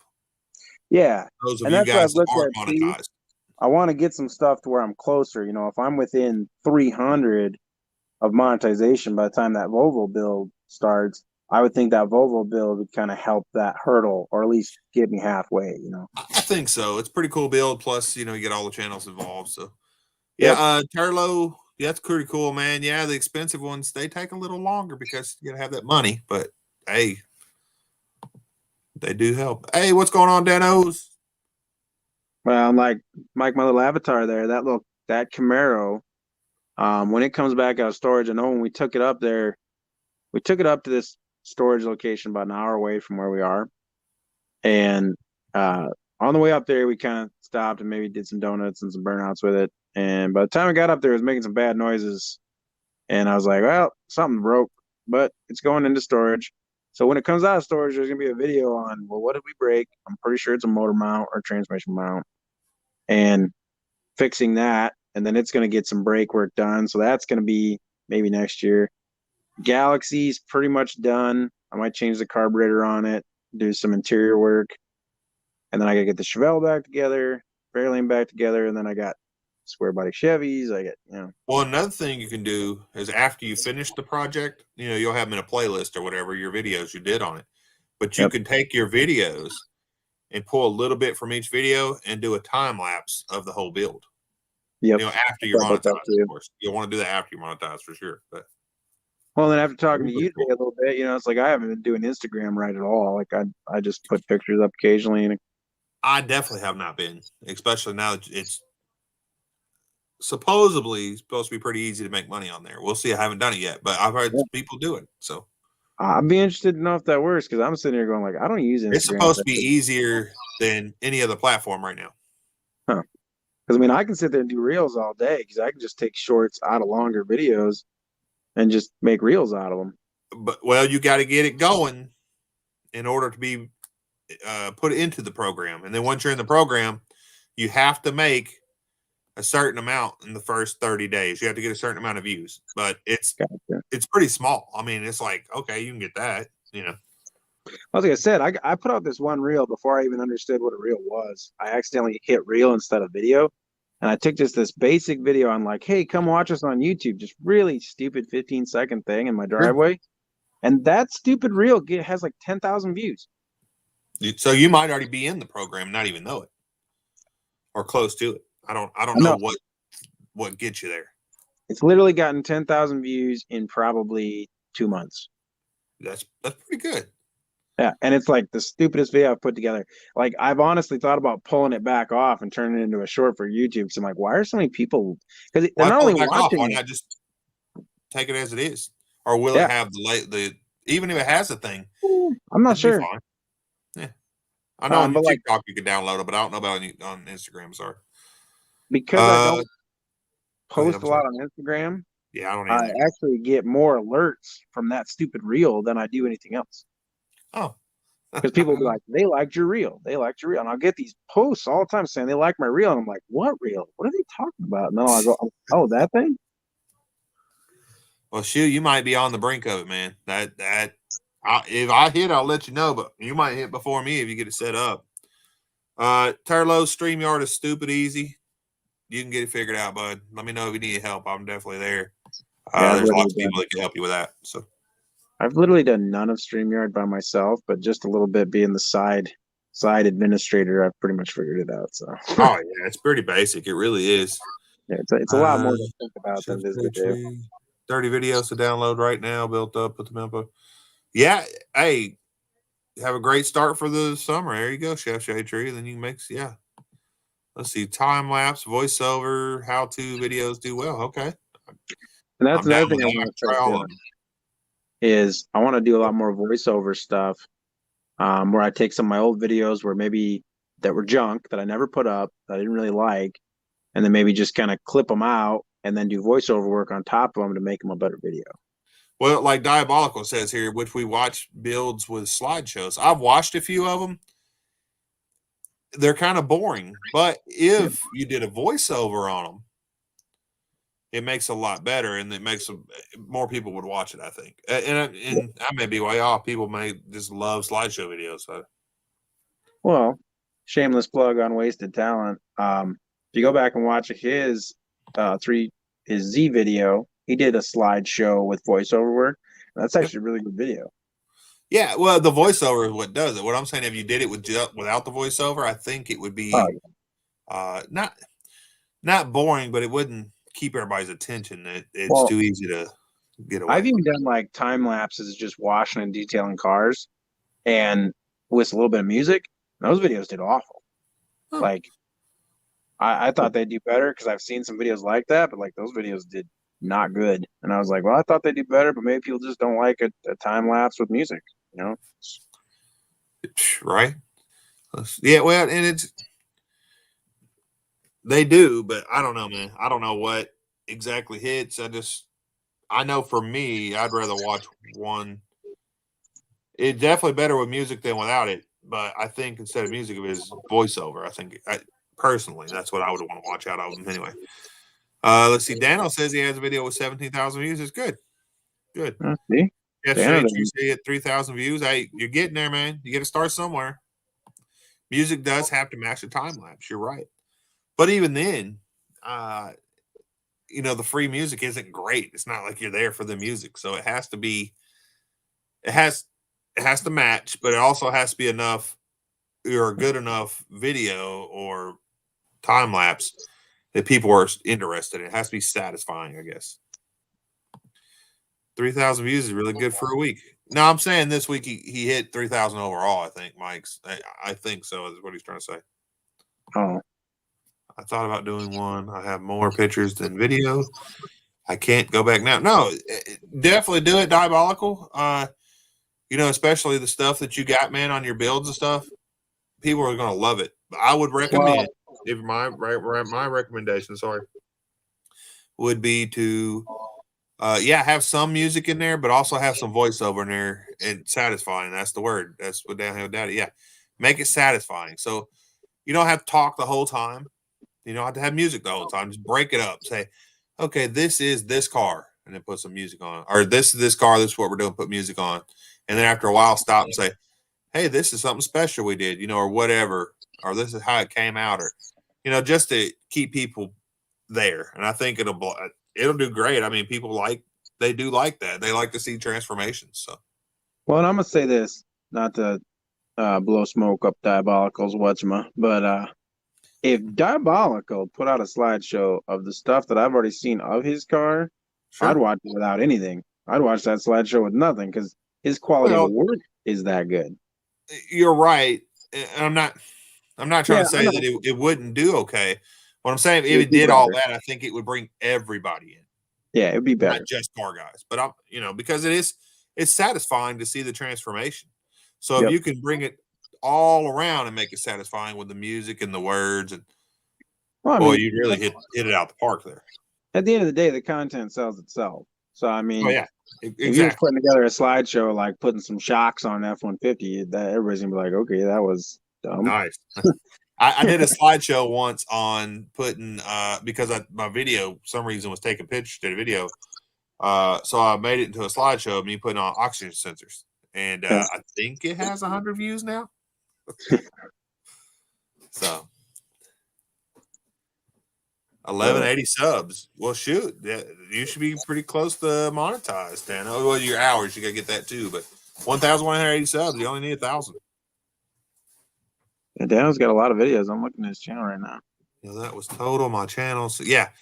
Well, and that's okay, Shade Tree. You don't know what's going to hit. 3,000. That's not a terrible number. It's not bad. You'll get more. Your channel will grow if you put it out there.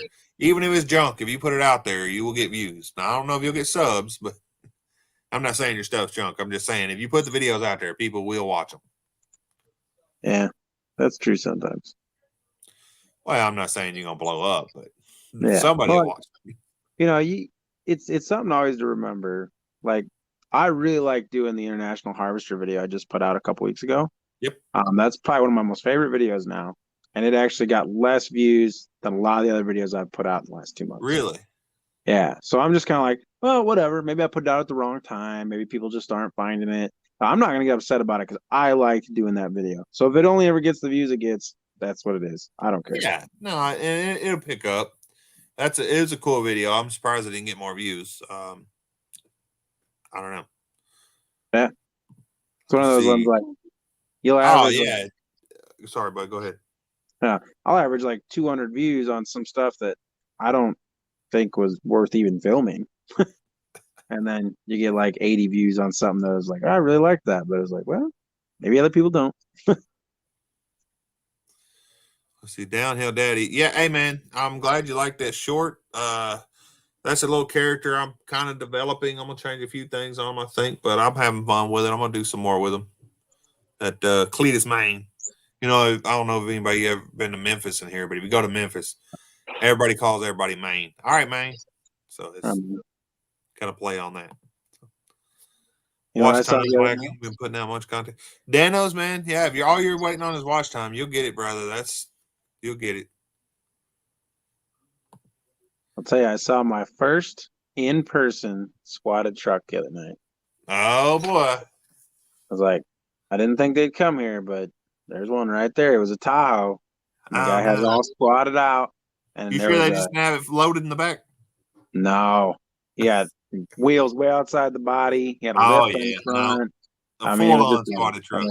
Yeah. Full-on $40,000 squatted truck.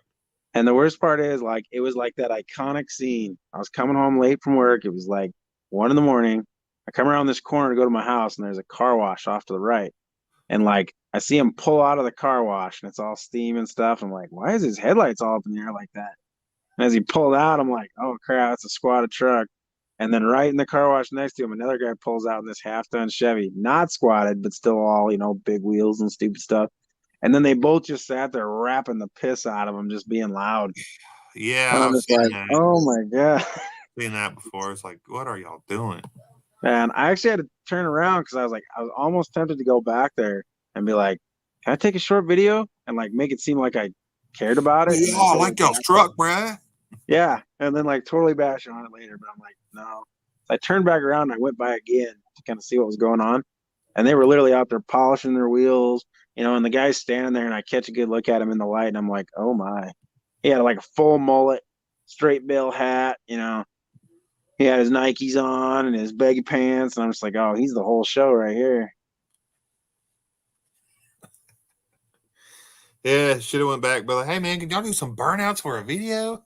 Yeah, do some donut. Pavement was pretty wet. It was kind of cold. So I wonder how they're going to do in the snow. That's just it. You look at both those trucks and you're like, they must just be polishing them up to put them away for the year or something. Right. We call them pavement princesses down here. Yep, because you ain't driving that stuff around the winter. Yeah, you might be right, Shop Cat. That sounds about right. I just don't know. You're right. Just throw it out there and see what you get.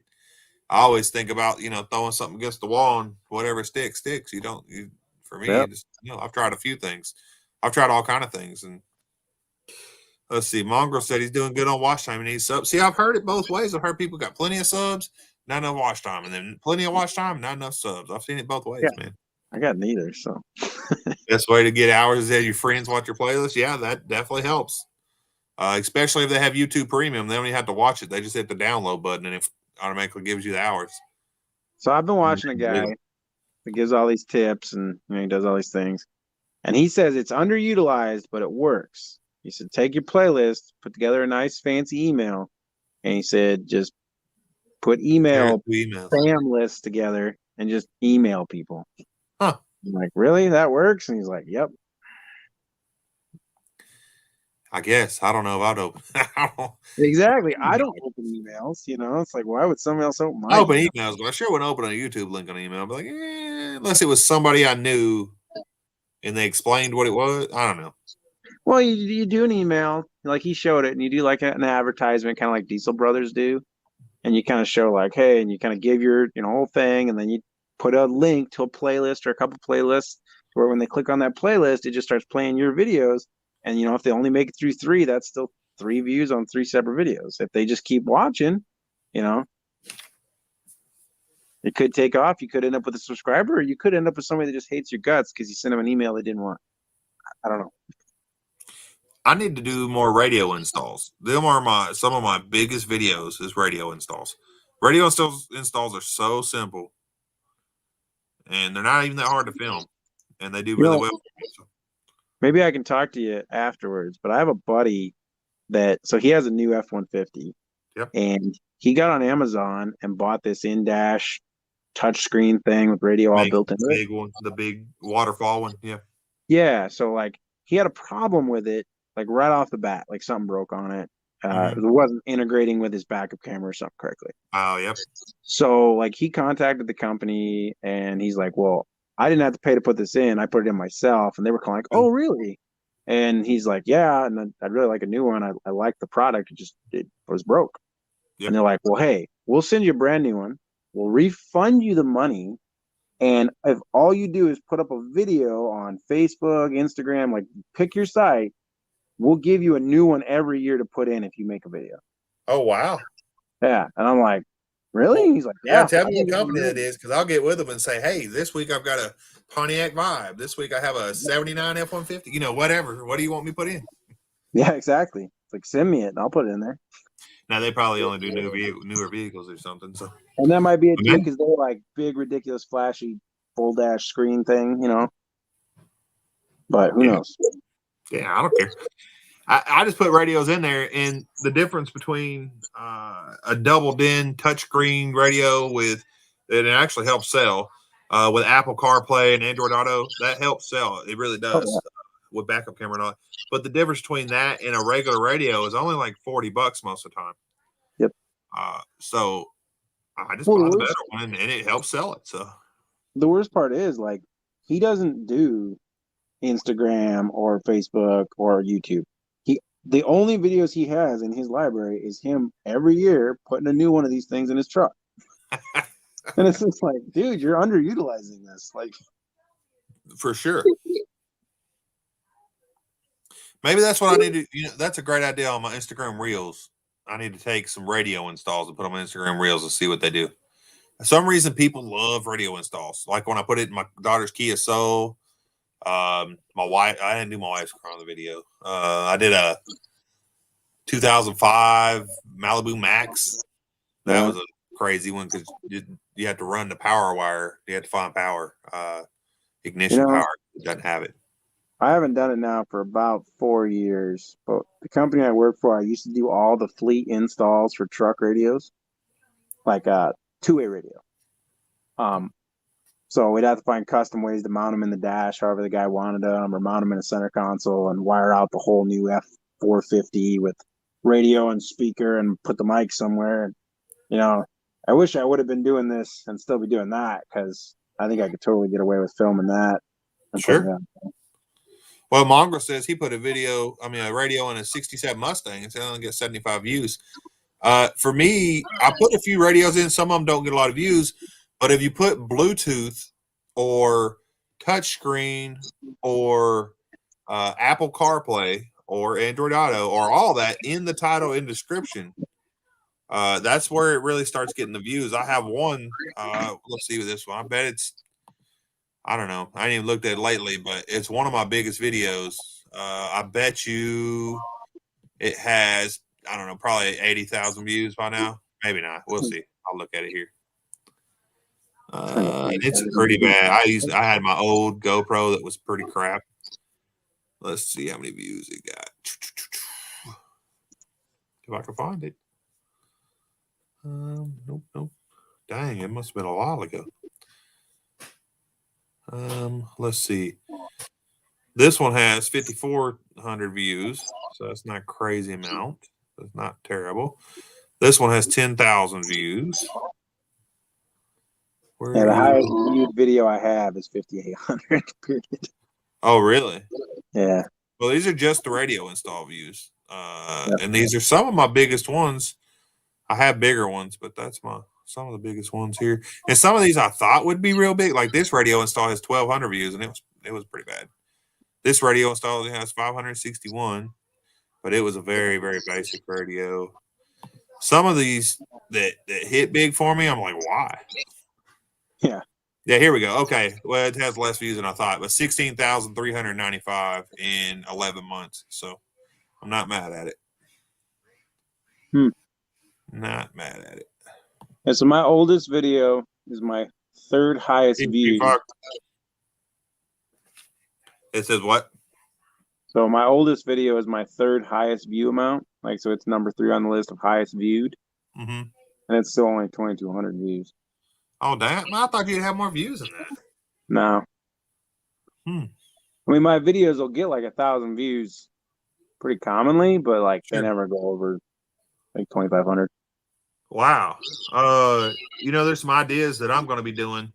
I got my toolbox I need to take and clean all my tools and reorganize them and do a toolbox tour. That'll be 1 or 2 videos. I've got where I don't have a shop, but if I had a shop, I'd do a shop tour, or this is what I got my, look at my shop, the way I got it set up. I might do that at the car lot and be like, check out my car lot, the office there I got set up. I guess I've never had any that really take off or draw people in, and that's probably why I don't have a lot of views or subscribers. But how to do a burnout. I've put 2 of them up, one back in 2009 and one in 2020. Maybe I should just take my burnout videos and just put how-to on them. Maybe so. How to do a burnout in automatic vehicles. I got them both listed because I wanted to redo it because the first one was a slideshow and it wasn't great. It was pretty basic, but I was just playing around. Back in 2009, and it's got almost 70,000 views. And then the one I put up this year, I'd have to look, but I think it has like 28,000 views. Let me go look real quick because I don't remember. Yeah. But I know it has a lot, and it's some of that evergreen. People I guess people don't know how to do a burnout, and I'm not. No, I watched both of them. I even watched kind of the remixy one, I think. Isn't there one that shows multiple ones? The first one I did, it shows a couple, like short video, multiple burnouts. Or you talking about the one Roberts did with everybody's? No, I think I watched one of yours that was like, I think it was like a Dodge, and then. That was like a kind of introduction to the channel or whatever. Yeah, maybe that's what it was. Yeah, I didn't list that how to do it. I could have probably, but no, the one where I did, it has a Dodge, and then I tried to burn out my daughter's Kia Soul, and it just dragged the ass of it. And that was the 2 vehicles in it. And let's see, this one has 69,944 or 994, excuse me. And the one from this year, if I could freaking find it.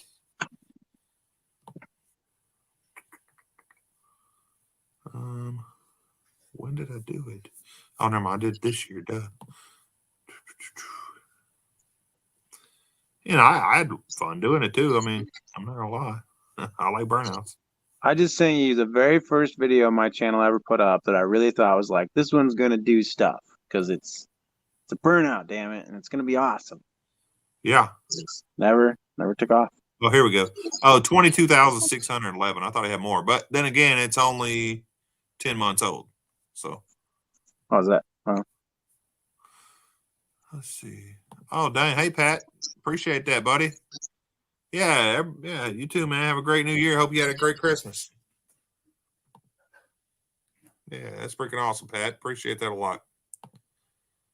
I do a big video cleaning my garage out.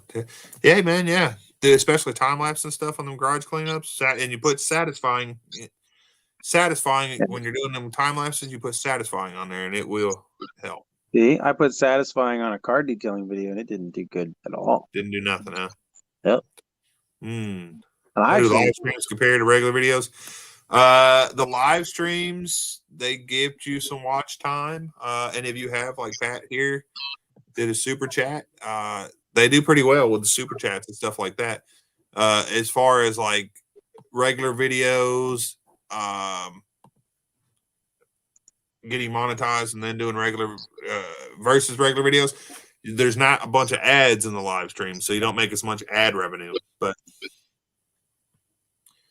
that's okay. But live streams do help with watch hours if you need watch hours. And then also, you know, you get to hang out with people. And if you get cool people like Pat here, they give you some super chats or stickers or all that. Man, it really helps too. Yeah, dudes. I mean, I'm not a YouTube pro, man. I'm just I would say you probably know about more cars than I do and stuff. But if you take what you know and you just check out a couple of videos of how to get your video to hit on YouTube or how you get your video to be noticed on YouTube or whatever, and watch a few of them, and a lot of them will kind of wrap it up for you, you know, and kind of hit the same points. And your title and description, and then your thumbnail, of course, but title and description is the most important things. So if you can get that down where it's grabbing somebody's attention, you know, and you don't want your title to be too long. 75 words or less. I know you can do 100, but 75 words or less where you want to be. But if you could do that, and then in your description, put things, you know, burnout at the park in my 1985, 83 Camaro, 84 Camaro, or whatever. You got 84. Is that 84, right? Yep. Or is that newer? It's an 84. But I've tried it. Like I've tried the title, and that's in my description, 84 Camaro. And I've done the title with different years on and stuff. Just never seems to. I don't know. Just seems to flop. Well, next time you go to put a video up, you know, hit me up, man. I'll make sure you have my phone number even if you want. And I'm not saying it's going to be perfect, but I'd like to help you see if we can't get something to stick. And if you can get something to stick, maybe you'll kind of understand what I'm trying to say. Well, it may not work at all for you, you know. I don't think I have bad content at this point. No, it's just, great, I'm not man. doing something right. Yeah, I'm not saying I could help you. It might be that you need to start your channel all the way over. You know what I'm saying? I don't know. Yeah, but you should be hitting. That's what I'm saying. Your content's good. You should be hitting. I'm not sure why, but if I can help you, I definitely will. So, no. Like I said, I'm not getting. You know, I think it's all time based. I think anybody that gets upset because they're not making it in a year just needs to maybe give up.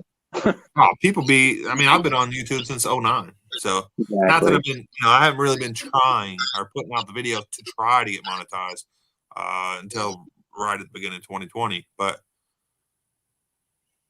I've been on YouTube for a long time. No, but I agree with the idea that like just enjoy the videos you're putting up, and if other people don't like them, well then.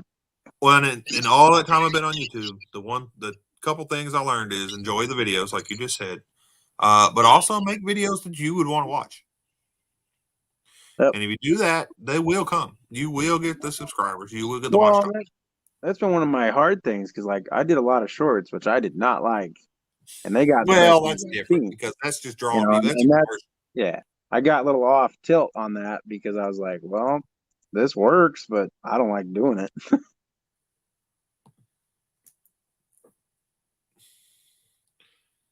Oh, Tim, that's a great video right there, dude. People love antique furniture.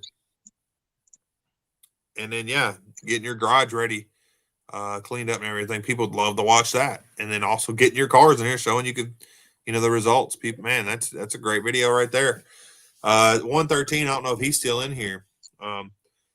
His channel, he's doing okay on subs, but his watch hours and his views are great, like freaking awesome. And all he was doing a time lapse of his building being built and then kind of a walk around of his building. And them videos steadily every day get a lot of views. The format bugs me. I try to ask people to subscribe and getting my videos. I used to do that, especially when I first started out. I don't do it anymore. And I used to have a big introduction. Now I try to keep the introduction less than 5 seconds. Yep. Because, people don't want to watch this. That it seems like. Well, and that's what I watch a Format. lot of videos, and some Oh, different the people short form. introductions. I'm sorry, introduction what? Yeah, introductions aren't real good for you. Like everyone says that if you watch any of the stuff, that if you explain everything that's going to happen in your video, it makes people not watch the video. Right.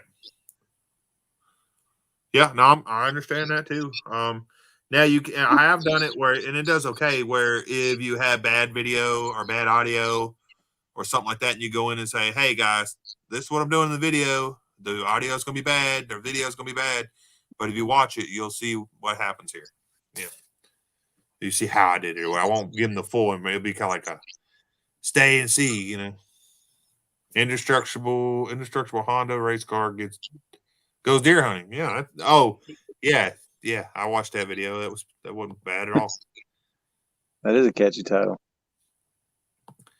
Let's see. Oh, 113 right there. People really like the shop bill videos. Yeah, they do. And 113, you already have that audience. When you start putting your motorcycle content out, man, people are gonna watch it. I really don't understand why people aren't watching yours, dudes. I don't know. I'm not gonna say video, if not every video you put out. And I don't want anybody to think I'm coming off with like complaining about it. I'm not. No, of course not. But you put out enough videos, you should be getting really good results. And I'm not sure why. I'd love to help you if you have time or want help or whatever. I've just been kind of, it's like, you analyze this stuff, and this is a point to everybody who's listening, but you analyze it and you think, this is what I need to do, or this is what I need to try, and not the same thing works for everybody. So don't get discouraged when it doesn't work, when it works for somebody else to do the same thing. Sure. Your mic just messed up. I don't know if it's... Right. Oh, I think it's back. Yeah, I think it's good now. Yep, you're good. Mongrel says you have good stuff, so it's just the algorithm, and who knows what that is looking for. Yeah, the algorithm, you just don't know.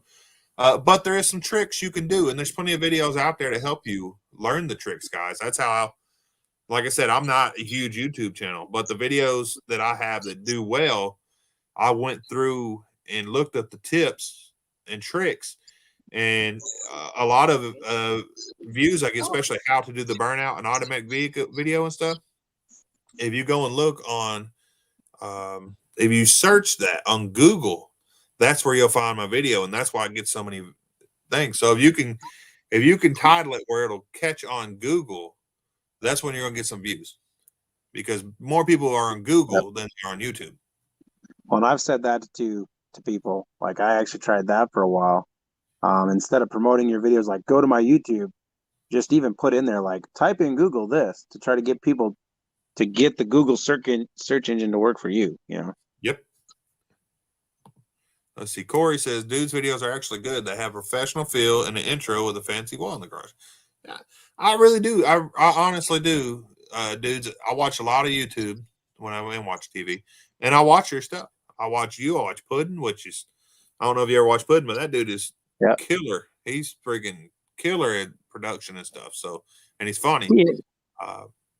Like you don't think about videos he does is good though, man. I mean, some of the stuff he does with camera tricks, like you don't realize how much work it takes to do some of the stuff he does. I understand. I do. Yeah. I talk with Weird Beard often, and I don't know if you've seen his channel, but he got some camera tricks, and I'm like, that's a lot of work. Because I asked him how to do a couple of them. He's like, you do that? I'm like, whoa, really? Yeah. Exactly. I'm like, so this 40-minute job is now a 6-hour job? Ugh. Yep. That's my biggest problem, is like I try to keep it as minimal as possible without going way off the rails with it. So you have a total of 57,000 views on your channel, huh? Yeah, me? Yeah. See you, Jim Windsor. Have a great night, buddy. See, I don't know if that's a good or bad number. I mean, it's not a bad number, but I think it should be I think it should be at least a 1 in front of that, if not a 9. So. Yeah, and I think, it's a true fact. If you don't have views, you're not going to have subscribers.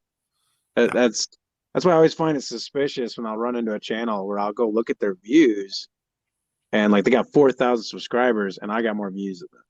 Well, and that's because their buddy shouts them out, and it's great, but then people aren't watching their stuff. Exactly. It's like you got all So these subscribers, but what's the nobody's point? watching your videos. Yeah. And then they got to be struggling with watch hours. I mean, they're not getting monetized. Oh yeah. Yep. Yes, sir, Chef. Love my Fords. Oh yeah, Mike's Garage. Yep. Man, there's a bunch of good channels out there, and some of them I understand. Okay, I see why they're not monetized. Yep. Doesn't mean they're not good people, but you learn as you go. And I know some of my first videos are junk, but then there's some channels I see. It's like, why are they not monetized? Why is this not working? Well, it's like I'll say it. I used to watch Puddin's Fab before he got real big. Yep. So I was watching him because he was building an international. I mean, my buddy loved internationals. The travel, right? Yep. My buddy's a big travel guy. I was watching him do that travel series when he only had 2,000 subscribers, if that. And I loved that series. Moderately big channel. I mean, not huge, but it was growing. Yeah. Yep. But his content did not reflect his subscribers for the longest time. I mean, his content was really good. He was doing really good video and just doing a really professional build series. And then he had to get away from that to take off. Sure. Well, that's one of them when it did hit. I mean, by the time he got his 50,000 shirts delivered, he already had 100,000 subs. So that's freaking awesome. Mongrels. Yep. Dudes, I can give you one huge tip. When creating a video, YouTube, the keywords that represent your video, the use in your title, and includes those keywords in the description and text.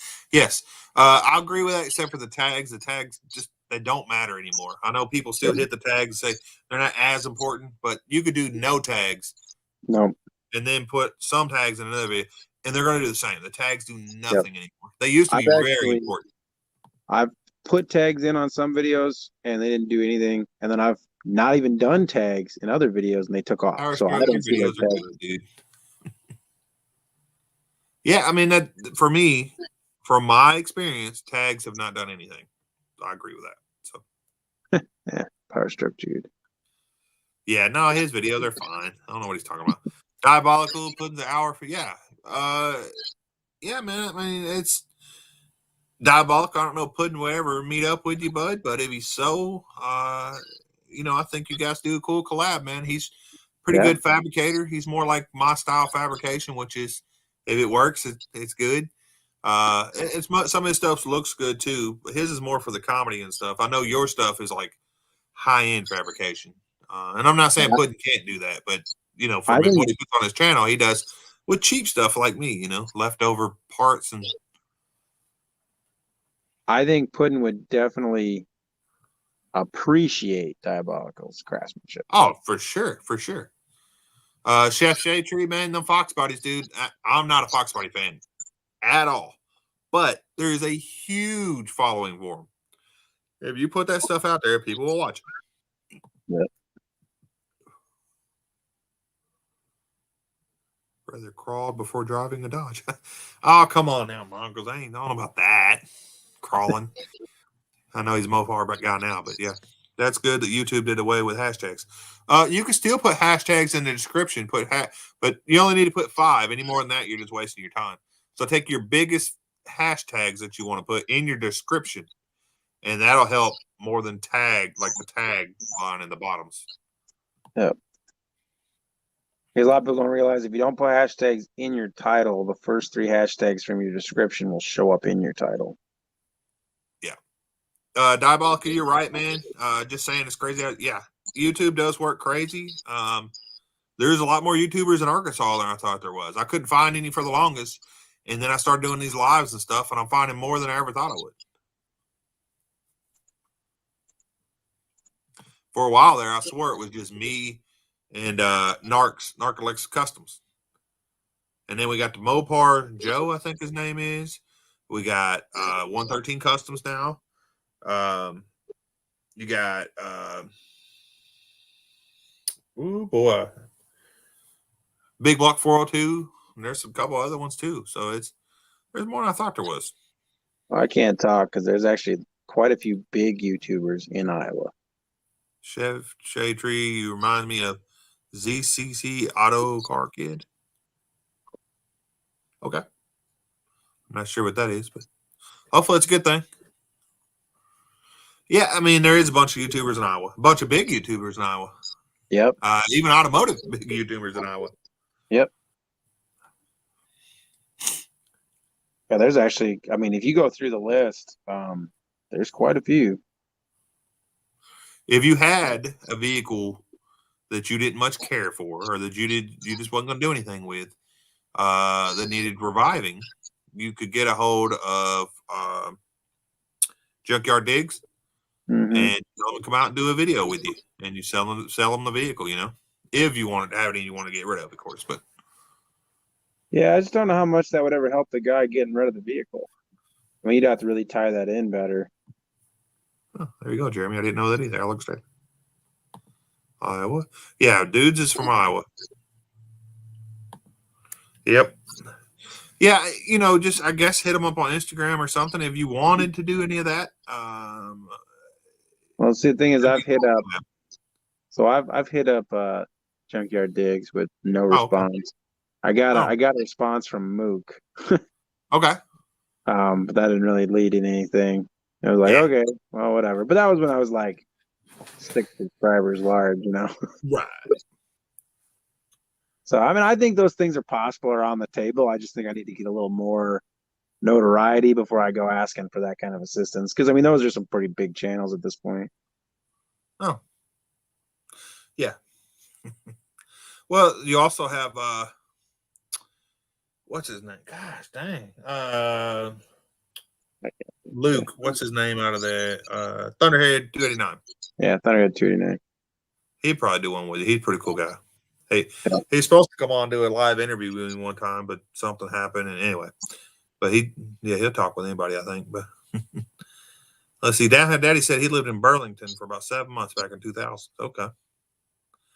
113. There's some huge YouTubers in Arkansas, but it's not the content I watch. Oh, well, I didn't even know that 113. That's probably true. Well, you got to think about it. So there's only 50 states. How many YouTube content providers is there? A lot. Yeah, exactly. So there's got to be at least, a couple hundred in every state. You would think. Yeah. Yeah.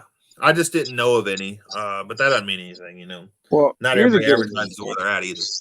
So I've been trying to talk to a guy a little bit. I've been kind of friendlying up to him. He does snowmobiles. So he's got he's got 10,000 subscribers on his YouTube. He's got 45,000 people on his Instagram. Nice.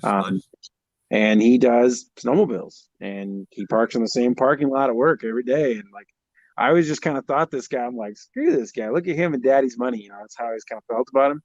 And then once I started doing YouTube, I realized he was on Instagram too, because I saw his Instagram tag. So I looked him up, and I'm like, nope, this guy's just really good at marketing himself.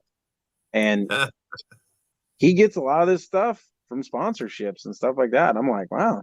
I haven't brought myself to actually hunting him down and talking to him, but I message him on, I comment on his stuff and, kind of bullshit back and forth with him a little bit, but he's a lot younger than me. So he's got kind of a 20-some mentality, owns the world kind of ideals. So, yeah. What? Yeah. But obviously he knows what he's doing in that part, right? He does. Well, I think his actual day-to-day job, he went to college in marketing. So that would make sense. He knows what he's doing. Let's see. Almost 40 million YouTube channels or something like that. Your neighbor could have 200,000 subscribers. You wouldn't even know it. Yeah, you're probably right. Yep. I know wrong. Stupid. SFT here says he's about 25, 30 miles from Whistling Diesel. Oh, we're in Tennessee, huh? New Whistling Diesel? He moved again, he said. I don't know about that. I think he's still in Tennessee, though. He might be. I have mixed feelings about his content. I have mixed feelings about his content, but I appreciate his, we're going to call it his game. Like, I Yes. think he's doing it well. That's what I was going to say, because he knows that people hate him, and he Yep. plays off that, and he gets people to do that. But now he's seen a whole different light, doing different videos. So he's trying to do something different, because when he did the squatted vehicle and got so much love for destroying that vehicle, now he's trying to, instead of piss everybody off, he's trying to do kind of stuff like that now. What it seems anyway. Well, I think he has enough followers either way, but to get more towards, he has enough followers either way. So to get back to the point where people can just like him as a person a little more, I think is where he's headed, because I don't know if he likes to live the lifestyle of being hated as much as he is sometimes. Of course, yeah. Nobody would want to. It's like being the bad guy.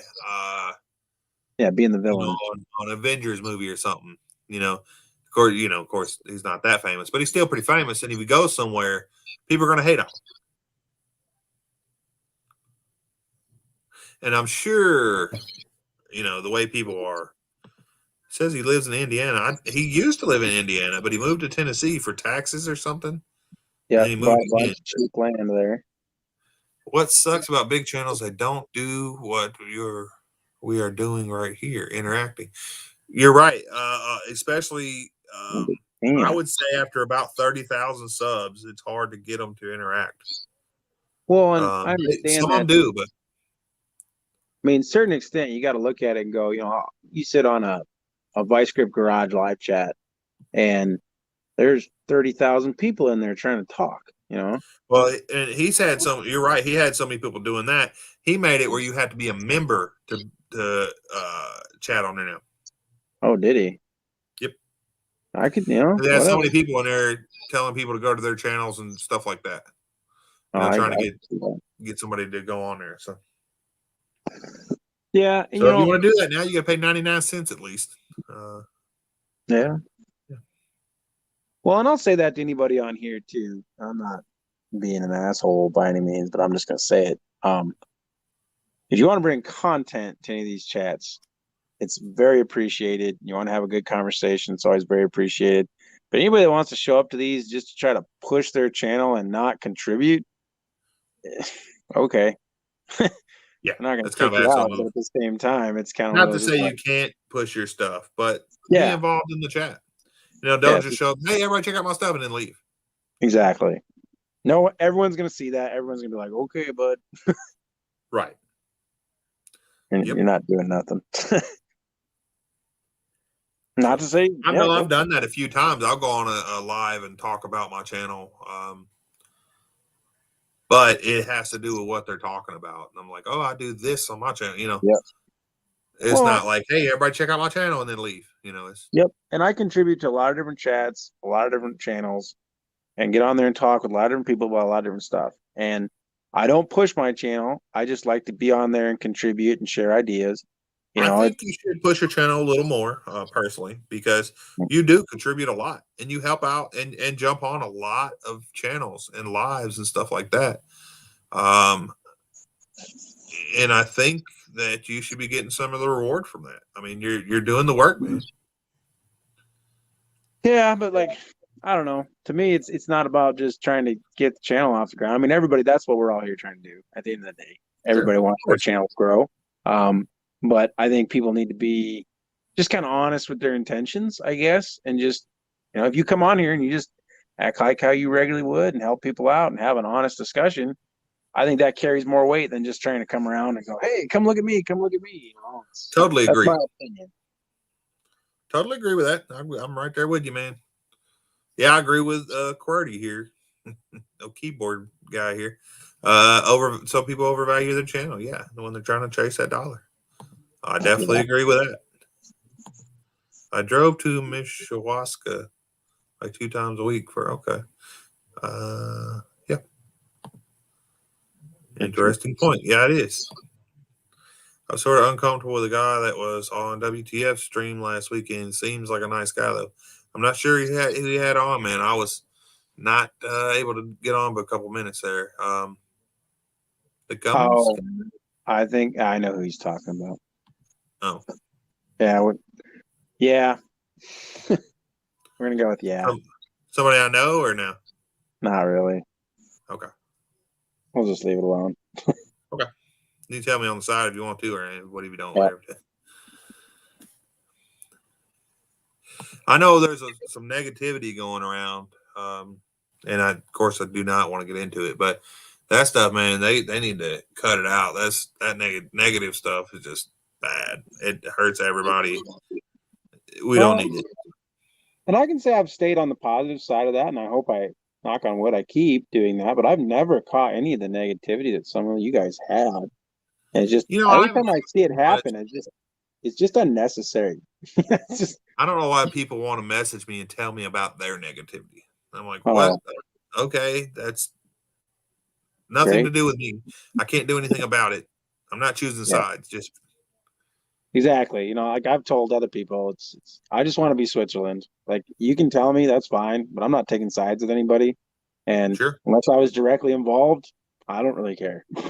I mean, it's drama and everybody has it and everybody gets it, but you don't need to feed it, I guess. Yeah, you're right, Power Stroke. He's had some bigger channels in his. I have too. Morsky is huge. He's a big channel. He's been in my chat. He was in this chat earlier. He's been on my channel. There are some big channels that still go out. And Morsky's at what, 60 or 70,000 subs right now. So yeah, I mean, some people, they're still in it. But when you get that big, and especially busy as Morsky is, man, he does a lot on his channel, and he also has a full-time job. So you put them two in, man, he's a busy guy. Yeah. Like I think, like I was kind of blown away, when like Puddin's Fab, I'm gonna use him as an example. And he came out on his video and was like, "I'm quitting my job," and he was only at like 45,000 subscribers. I was like, "Oh man, that's a big move. That's a big move right there." And then it blew up, and I was like, "Well, you made the right call." Yeah, maybe, Mongrels. I don't try to be disrespectful, but I probably am. I'm sure I come off a little harsh sometimes, but yeah, I'm with Stupid here. I don't like drama, and I don't want to talk about politics and really religion either. I want to talk about cars and tools and hanging out and being dudes or women or whatever, just hanging out, garage talk. I think sometimes, some of them conversations can get off the rails real fast, and different personalities bring different opinions that are sometimes unnecessary. And yeah, I'm not looking to ever get on one of these lives and like personally try to offend somebody on their beliefs, Of course not. Yep, of course not. You don't want to keep politics and religion, especially religion, out of here. Yes, sir, Downhill Daddy. That's Yep. Everybody's entitled to their opinion. Not everybody wants to hear it. So yep. Well, and I've said this to many people, you can work in the idea of opinions and you can have yours and you can tell everybody what they should think. But at the end of the day, it's an opinion for a reason. And you're not going to change your opinion because somebody told you something. So how do you expect you to change someone else's opinion just by talking to them? I mean, and get real. I don't know, man. I've been told I can sell ice to Eskimos and sell ketchup popsicles. So no. Maybe I'm just a really opinionated person, but there's very little anybody has ever said to me to make me want to change any opinion I've ever had. It's different when you're having a conversation, but when you go onto a YouTube, especially automotive YouTube live, there's no reason to talk about your political opinions or your religious opinions. It doesn't matter, It's one thing to sit in your basement and watch some, historical documentation that may change your opinion. And it's a different deal to stand on a soapbox next to another guy standing on a soapbox, spewing out your opinions. Yeah. Well, damn, Power Stroke, that's good that you jumped that many subs, man. I'm surprised you're not growing faster, dude. You'll keep on growing, man. As long as I've been on YouTube, these are like November, December, and even January, or most of January is like the slowest months. So I don't know if that helps you out, but another area, Mike, I drove. Okay. So Small world.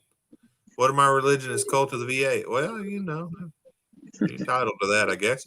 Maybe my religion's electric vehicles. It's not. I do like electric vehicles. I don't understand why people hate them so bad. It's like, are you going to buy any new vehicle out there? No. So why not make them electric? Who cares? Nobody likes a new vehicle anyway.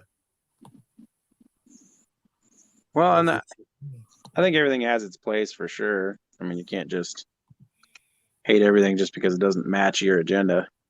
Of course. I do like the new Bronco. Did you ever get your wife's new Bronco, or did she end up getting something else? Well, think about that. Okay. So we ordered one, and we're essentially on a list now. And if they get one in that matches close to what our package is, they'll offer it to us and we can accept it or wait for the one that we fully ordered. They don't. Yeah, it's a big deal, like the way they explained it. So you don't just order one and then they make it for you and send it to you. They just make them, and when one fits everything you chose all the boxes for, then they present it to you. So even if you're like 25th in line versus the first guy in line, you may get your Bronco before the first guy in line, but they'll never even offer anything to you if you're not on the list. Right. Well, I mean, it's, yeah. So we spec the whole thing out the way we want. A bunch of them. Yeah. And they told us the way we spec'd it out, we'll probably expect about a year and a half before we see it. Downhill Daddy, I agree with you. The Mach-E, I think it's a pretty cool vehicle. I don't love it's an SUV, but it's okay. I understand that people love crossovers and SUVs right now, so I think it's cool. I also think they should have named it something else.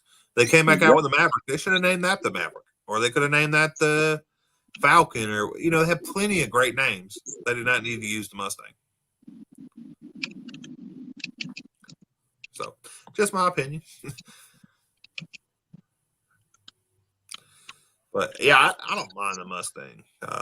Yeah, Downhill Daddy says cool vehicle, no Mustang. I agree with that. I want to drive one. I haven't drove one yet. The new E-Stang or the Mustang? I want to drive one. Interesting dudes. When I ordered my Trans Am, they built it exactly to my specs and called me when it was done. Marcus, how old are you, dude? They built it. Well, I guess they still had Trans Am. Yeah. Nah, it's like anything with that new stuff. You really can't spec it out completely. It's all just still boxes on a standard package. So, but Mongrel's Trans Am it's like a 80 or something like that. Yeah. I guess if he's 50 years old, he might. Yeah. Just older than I thought he was, maybe. Yeah, now you say that, because I remember seeing an older Trans Am in his videos. Yeah, and I remember talking about it buying it brand new. What is that, about a 78, 79? Oh, the one he bought new was a 99. Oh, yeah, that makes more sense. Mongrels, I'm trying to make you older than you are, bud. 99. There's a but first. Isn't the chip shorty messing up with Broncos delivery dates? I don't know. What did they say? It's not the chip shortage. Isn't the chip shortage messing up the delivery dates? The chip shortage isn't doing it. It's the roofs, hard tops. You want a soft top, you can get one like right now. But if you want a hard top, you got to wait. That was a 78 in the calendar. I thought it was somewhere around there. And you're 47. Okay, so you're not old. I didn't think he was that. I'm like, man, he's looking really good for that age. Right.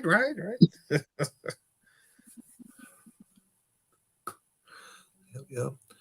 Well, I think we're going to go ahead and wrap this up this week, gentlemen. I appreciate you coming on, dudes. Yeah. Hanging out, and appreciate everybody in the chat, and I appreciate the super chats for sure. Everybody make sure to pick up your calendars if you haven't. You can go on there. There's a link to pay. It's on through the secure site. There's also PayPal and Cash App on there now that you can pay through. All the proceeds do go to Arkansas Food Bank. And then also while you're there, there's merch. that you guys could check out. Here, I'll pop the link in real quick for you guys. I'm sure you guys could. A lot of you guys have already bought it. And there's a link. It'll load in a second. Yeah, check that.